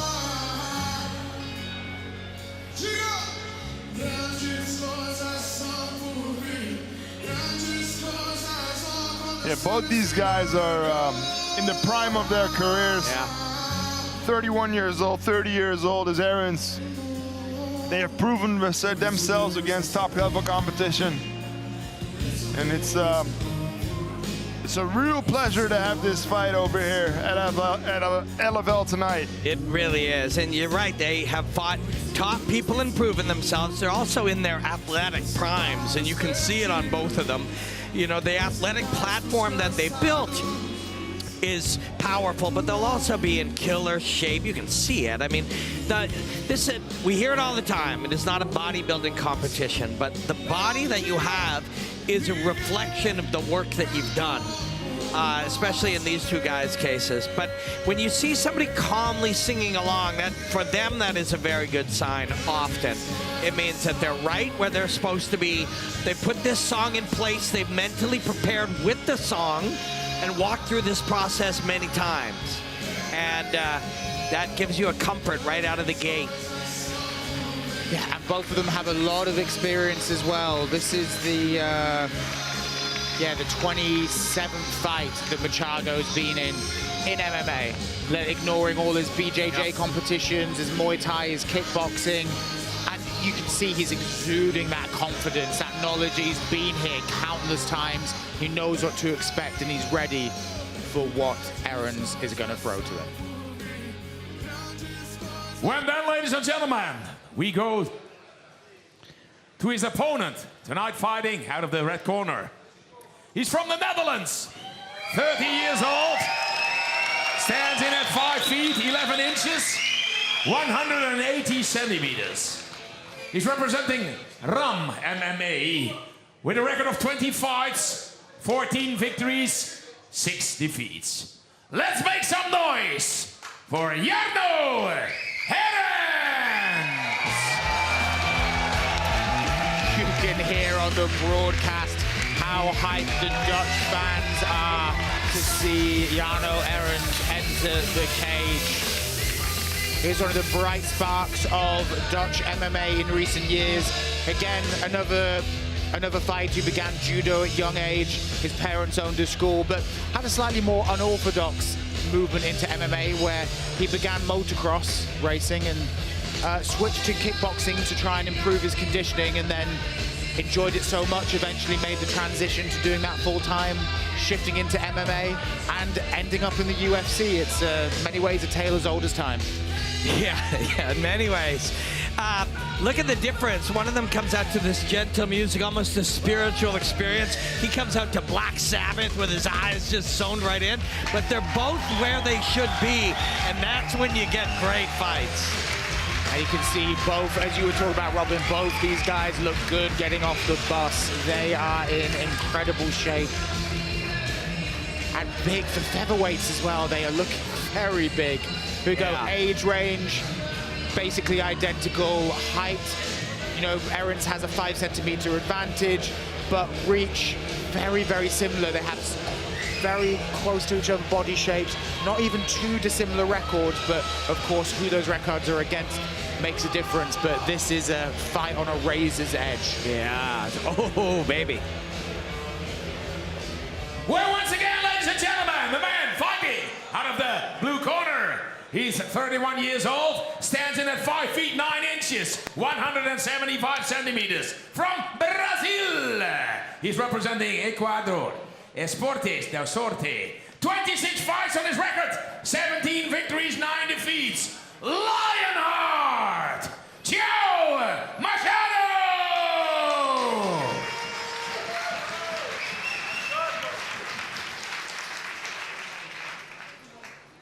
His opponent in the red corner, 30 years old, stands in at 5 feet 11 inches, 180 centimeters. From the Netherlands, representing Ram MMA, 20 fights on his record, 14 victories, 6 defeats. Ladies and gentlemen, Jarno Errens!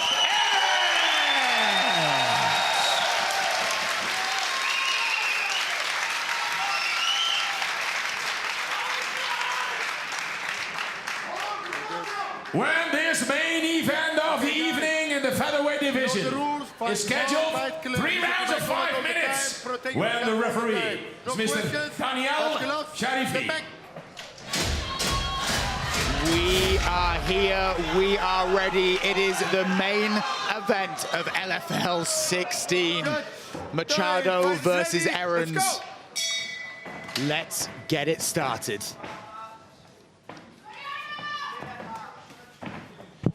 Erons is pushing forward early. Oh, some nice shots coming through there already from Erons. Fills the lane with the uppercut and then throws 2, but it's Caio's coming in behind the jab. Definitely a speed advantage for Erons. The way Machado was blocking Erons' punches, he's got to be really careful with that. Yeah, don't get drawn too. Oh, but he blocks and counters with the same hand. There's an opening on his left side, though, so watch for a big right hand from Erons soon. It isn't impossible that he's offering that opening as an attraction. He said he had a surprise for us. Yeah. So the left hand, yeah, the way the left hand moves, it looks like there's an opening, but is that a feature rather than a bug that he wants you to attack it? This is time for, this is time for Erons off that. Ooh, there again, the left touch twice now. He's countered with the left hand. And you can see Erons doesn't like it, shocks back a little bit when he's been touched with it. So that is there from Machado. And they're relaxed punches by Machado. Jab to the knee. Oh, little shoot, but it was stopped very easily by Erons. Good work by everybody involved. Erons threw another jab. Oh, and again got a little touch from that left hand, but a few shots coming in. Erons is unloading. Machado's looking a little bit shell-shocked there. Machado's late on it, but he goes to the neck instead. Gives away a guillotine. Oh, it's not there. Machado was late defending, and you thought that he was going down, but it was a trap. And Machado using those, tend to get some butterfly hooks in and just lift up Erons' hips, but... Erons is loading up on his left elbow or left hand. Yep. But he's also a little destabilized by those butterflies. Not totally, but enough that he can't. Yeah, now he's heavy in there. But that underhook, the right hand by Machado. I'm surprised by the takedown of Erons, though. Yeah, he might back right out of this. He'll look for a punch or two if it's there, and then he might just say, you know what? Pat you on your back for a bit. Let's go see. Oh, he's got an arm lock. Yeah. An arm bar, an omoplata. Oh, the arm bar. Oh, it's not there now. It's not there. Nope, he's got both arms through. I don't think it's there. Yeah, they're not there now. Look, he's hunting for that arm, Machado, the ex-UFC fighter, Hunter. There have been lots of there were a couple of chances for Erons to back out, and now he's decided, I think I'd rather get out of this. But it is Machado who wrestles up and doesn't let him fully disengage. So Machado will try to use this to get, not just wrestle up, but then end up on top, and he does. Lovely takedown. You gotta be careful when you're in people's guards. It's not just that they can submit you, it's that they'll wrestle up into a dominant position to take you back down. It's modern grappling. And Machado had that like almost lockdown position on Erons' leg, but let it go. But yeah, he's looking at that. He's gonna pass into half guard. Erons looked a little quicker and a little sharper on the feet.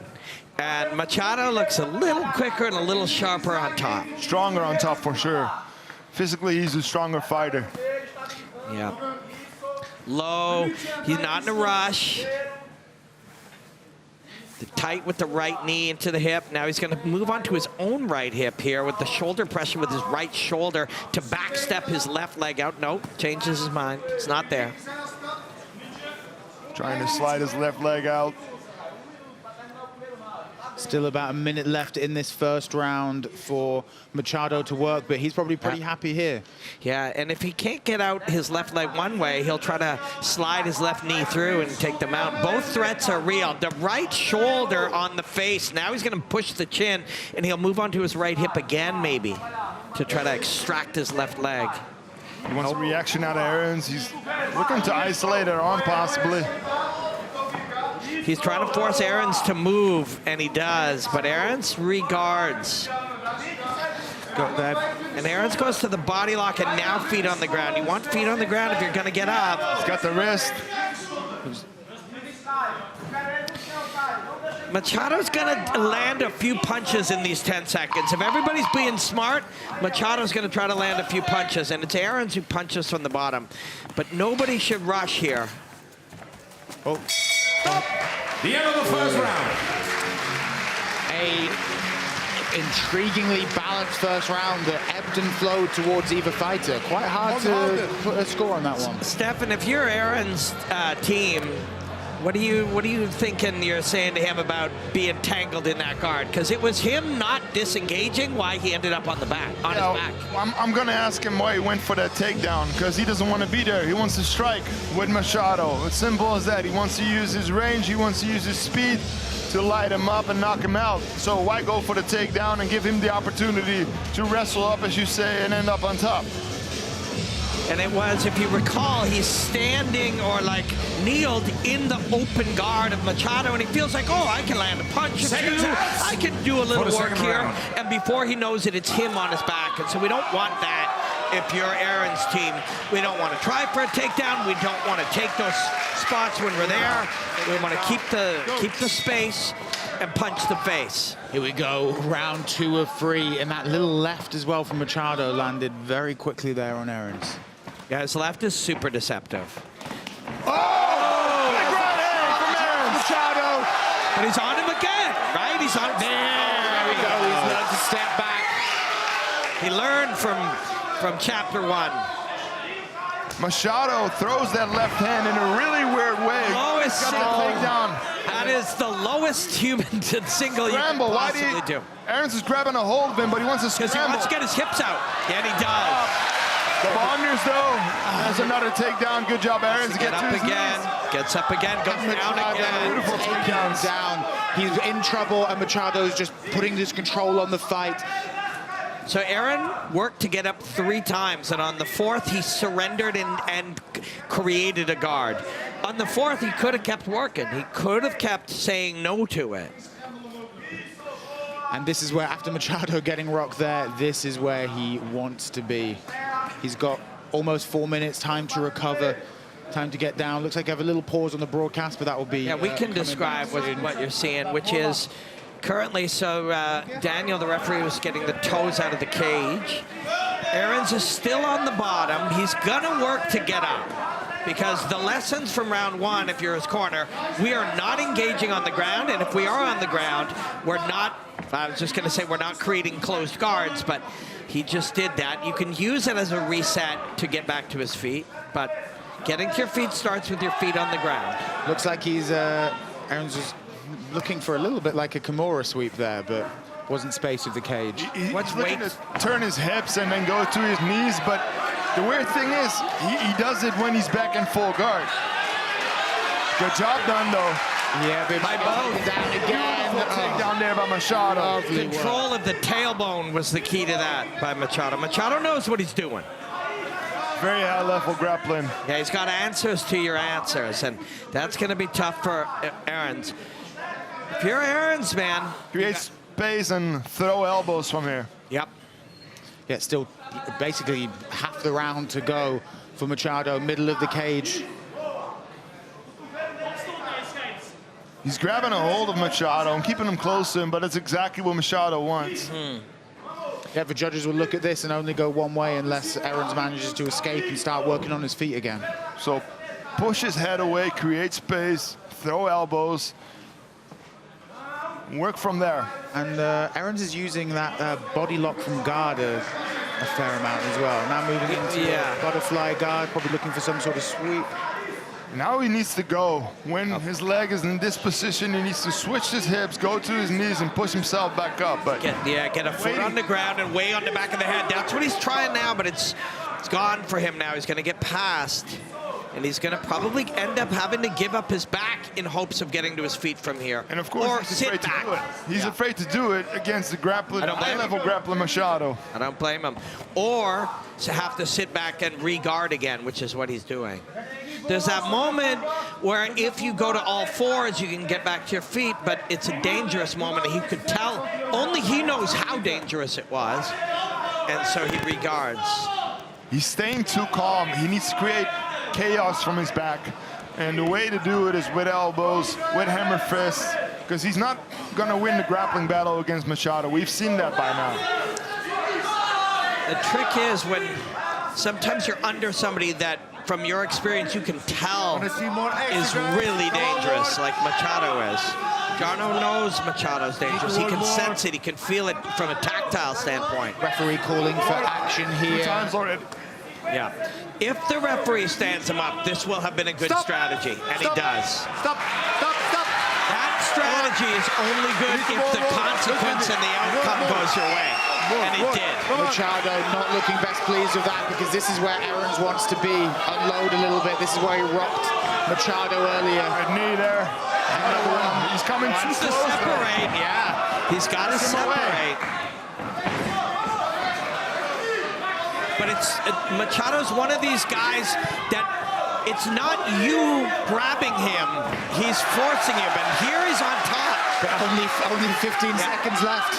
But we saw him on top and get wrestled up, and it's happening again right here. Oh, nice elbow there. He's got a few seconds left to land something, but yeah, Machado is the end of the second round. guarding, and a fascinating round, but one where Machado really let his grappling just dominate Erons, and didn't really have an answer until the referee stood them up. Really cool fight. You know, if you're Erons and you're on the bottom in the first minute, and you could plan an outcome, it would be, no matter what, I need a third. There was his hard right knuckles. No matter what, I'm going to need a third round. I'm going to need a third round.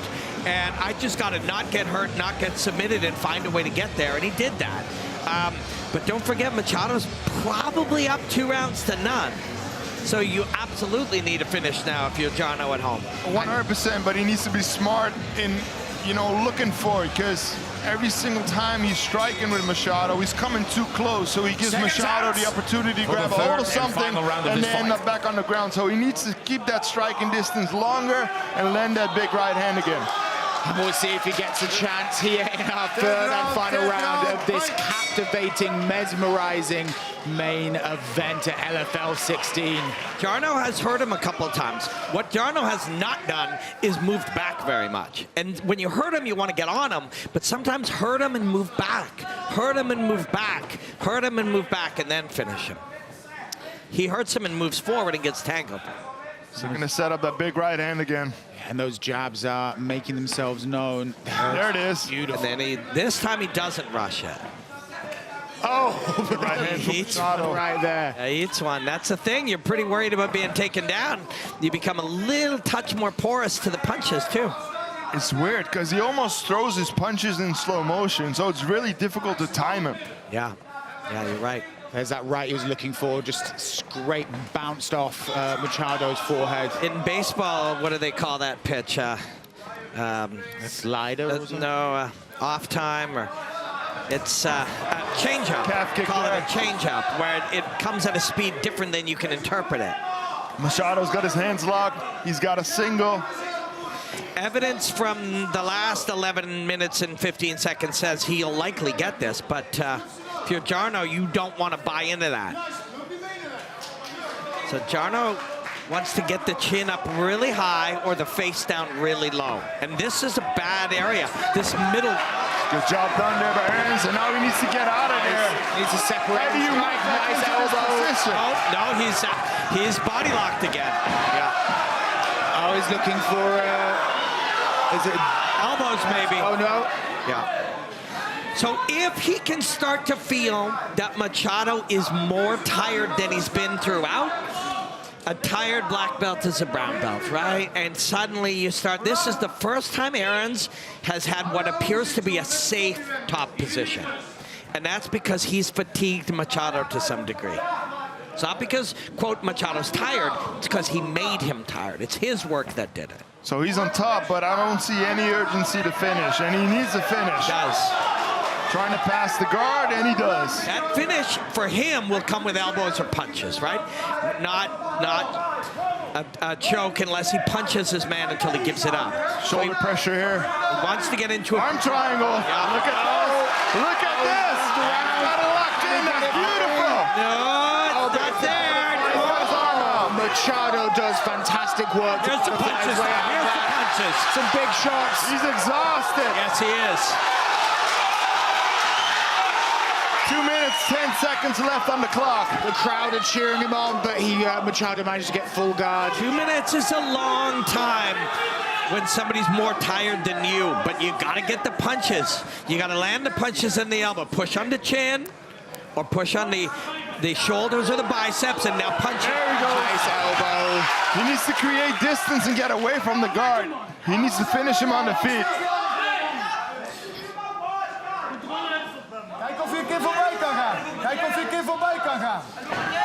And for the big elbow. Yep. When the guard is open, I would advise him to stand up, push him away, and stand up and strike. 90 seconds.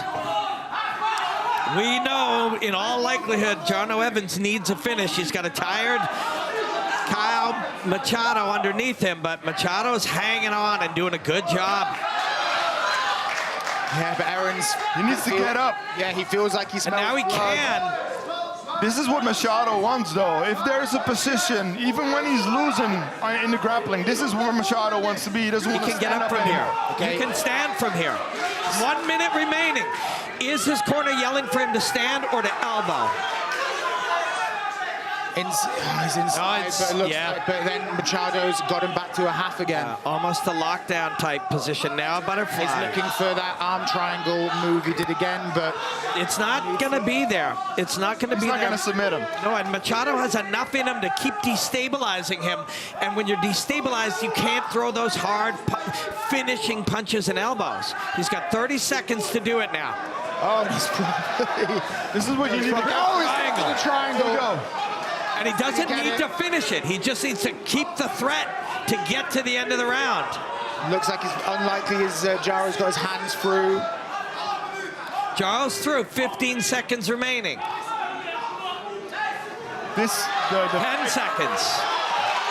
Elbows by Erons. Not enough. It's not going to be enough. So the fight that we have just seen play out. Round to the end of this fight. This is also the reason why he lost 3 fights in the UFC, because he's got a lot of potential, a lot of talent, but making decisions on the right moment and making the right decision at that point in the fight is so important to win a fight. And today I saw him make a lot of wrong decisions, and that's why, in my opinion, he's going to lose this fight. If he did lose the fight, it is the decisions when he had his man touched with punches, when he moved forward and got grappled instead of backwards. a simple choice like, do I move forward in space or backward in space? Two wrong choices, and he made a few of those. If he loses this fight, it will be because he lost round 1 and 2 with those choices Stefan's talking about. And he could have finished in the 3rd round, I think.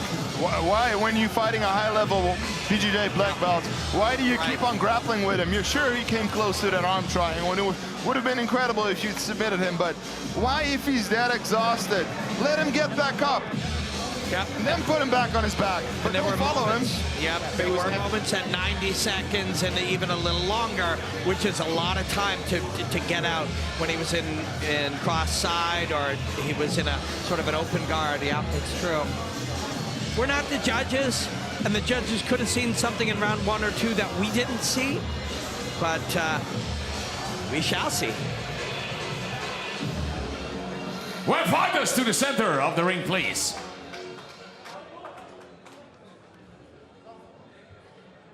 Let's start with a big round of applause for both athletes, ladies and gentlemen. Caio Machado, Jarno Errens. When after 3 rounds of 5 minutes, we've counted the points. And we have a winner by a split decision in favor of the man in the red corner, Jarno Errens.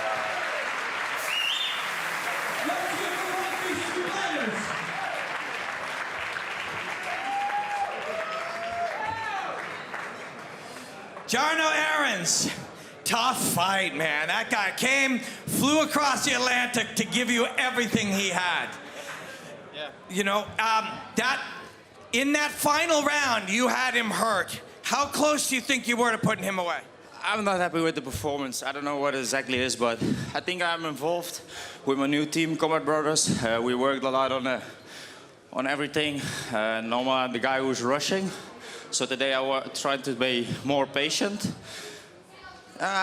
Maybe I love more rushing because when I was impatient, I was also getting some punches. But hey, I got 3 things to say. At first, I would like to thank everyone from the bottom of my heart, the people, my girlfriend, my loved girlfriend over there.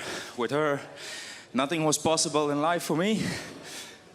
The second people I want to thank is my parents. They got love for me. Like, sometimes I'm a bullshit guy, and they still love me, you know. So I love my parents. I love you very much. For the third part, I would like to thank, maybe he's a close friend right now, but a big sponsor of me, Tom, Bricks Real Estate. These guys did. This guy, you know, I got a difficult time kicking out of the UFC. And these guys believe in me more than I sometimes do by myself. They sent me on training camp to Kill Cliff in Miami. So also shout out to these guys. They put me on another level with these people. I wasn't here in the cage, and I really would like to appreciate them. Also my father-in-law. The last few months we worked a lot on this shit, and like business-wise, you know, things is hard as a professional athlete. Because, you know, when you're a football player, you don't have to worry about finance or these kind of stuff. So these people are close. And another one, and last one, a very good friend, Costa Nutrition, Albert. He's there from day one. And, you know, it's not my time to shine right now, but it's their time. Because without them, I wasn't here. Exactly as my new team, Combat Brothers, and also the people from overseas at Kill Cliff, Henry Hooft, Sean Soriano. I love you guys. I know you're watching. So without these people, I wasn't here. So it isn't about me. It is about them. Yes, thank you, Jarno. Jarno, you can't control other outcomes. You don't know where you get, who's going to offer you what fight next. But it can be a long path. Can you come back here and fight for us again? Oh yeah, sure. I signed like 3 fights, so definitely I will be back. I don't know what Donovan got in mind, but also this is normally the moment to call out like for a bonus. But Donovan, if you get a Big Mac from McDonald's, a Jack Daniel's Coke, I'm very satisfied for today. Yeah, well, you earned it, my friend. Your winner, congratulations, Jarno Errens. A good performance from Erons. Split decision. I think we, you know, as Robin was saying before, everyone has their own views on it, but yeah, in many ways he was lucky. He definitely could have lost that fight. Yeah, 100%. And I'm gonna look it back. Split decision. I thought that his opponent had done enough to win the fight, but I'll look it back and get a different look on it, of course. And the truth is, it's his job is to stay in it and try to win it. You know, he isn't the judge, and so he did his job. And it kind of depends as well, right? So let's look at that second round. He scored a knockdown. Yep. How does the knockdown compare in the judge's mind to the control? Maybe two judges said, yeah. You know, these are the things that, as the judges, they have to make that decision, and just because we see it a certain way doesn't necessarily mean that they do. But the good news is, to the Stefan's point in our observations, lots he can improve on, and that's a good thing. When you can come out and you won, and there's lots of areas for improvement, then that's a great night. I think also the reason why I thought his opponent had done enough was because I was frustrated with his decision making. Yeah. Because I could have seen the fight going his way, you know, a lot easier. And that's what I want to see, because I saw that happen in the UFC as well, in his debut and in other fights. And I want to see him do well. That's the most important thing for us in the Netherlands with Dutch fighters. Good fight. Good to see him back. And hopefully he can improve on his decision-making skills in the cage, because he's a very, very talented fighter. And he's in the right place. LFL is the home of Dutch MMA, and Erons is arguably one of the biggest Dutch fighters around today. So it's a match made in heaven. The pair of them can continue to grow, support each other, and we can really take LFL to the next level as an organization. And he said 3 fights here. That is perfect for him and perfect for LFL and perfect for the Netherlands. So that was our main event of the evening, and it's been an incredible array of bouts and combatants and fighters throwing it all down there. We've had a little bit of everything on show. I think we're going to have a little glimpse at some of those moments coming up soon. If the yeah, I hope so. It's a lot more fun to watch than these 3 faces. And here we go. Oh, that was a fun fight. Yeah, to with open the night. Madad Cavand coming up with his Kung Fu influenced fighting style, just beautiful distance management, and that fantastic move of Iobi. Here we have Saeed winning his lightweight bout against Kemna. It's that gorgeous triangle from the top, and then the referee stoppage. Yeah, and he was getting him through. At the time, I was like, is he getting him past the guard? And he was. Yeah. When, ladies and gentlemen, this Irausquin versus Kerr fight, fun, amazing fun. Great audience. He got dropped there and came back and won. Yeah, some great fights. Another great night of fights, guys. Fantastic. This kid impressed me a ton. Yeah, Donovan put together wonderful fights as usual. Would love to see Rubel go against Erons in this one. Here's the Alice Smith with that lovely little right hand that put Truscolaska down, and a touching moment at the end of that round. Then we have the fight that everyone was looking forward to, Goedhart versus Piechaczek, which he won with that very innovative standing rear naked from the side with the leg lace. And our co-main event, the heavyweights, swanging and banging, just a pair of bruisers, throwing it all down, which Sutherland finished with elbows from side. Then the conclusion, the main event of the evening, Erons versus Machado, a tightly contested back and forth battle between 2 warriors who left it all on the stage. A really wonderful night at LFL 16. So, with all of that, all we've got left to do is, if you enjoyed tonight, well, we've got LFL 17 coming up on the 13th of April. Beautiful. Here it is, and we're having some fantastic fighters coming back. Taides versus Carvalho in our main event. Good times, yeah. And some of our, the rising stars, the homegrown stars that we've built. Chikanashvili there on the left, Benita Van Roy on the right. Then we have, Lochran down there, which is going to be, what an exciting fighter he's going to be. There's so much ready to do. So, if you live in Amsterdam, come to LFL 17. If you don't, well, What better reason for a lovely trip to Amsterdam can you get than a brilliant card of fights? 14th of April. Go and check on LFL MMA for all tickets. Social media, LFA MMA everywhere. And something big coming up in June. We will tell you about it in April, but yeah, something big coming up in June. It's going to be a first for LFL, and first in the Netherlands. I can tell you that. That's never been done. It's going to be incredible. So stay tuned. Make sure you follow us on social media and follow that. So all that's left to do, Robin, thank you very much.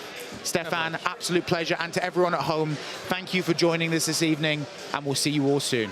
Au revoir. Amsterdam. It is a place of character. A city with a pulse that quickens the soul. Tonight, Levels Fight League welcomes the world to Amsterdam for LFL 16. 10 different nationalities, 10 unique fighting styles, and one shared purpose. Victory.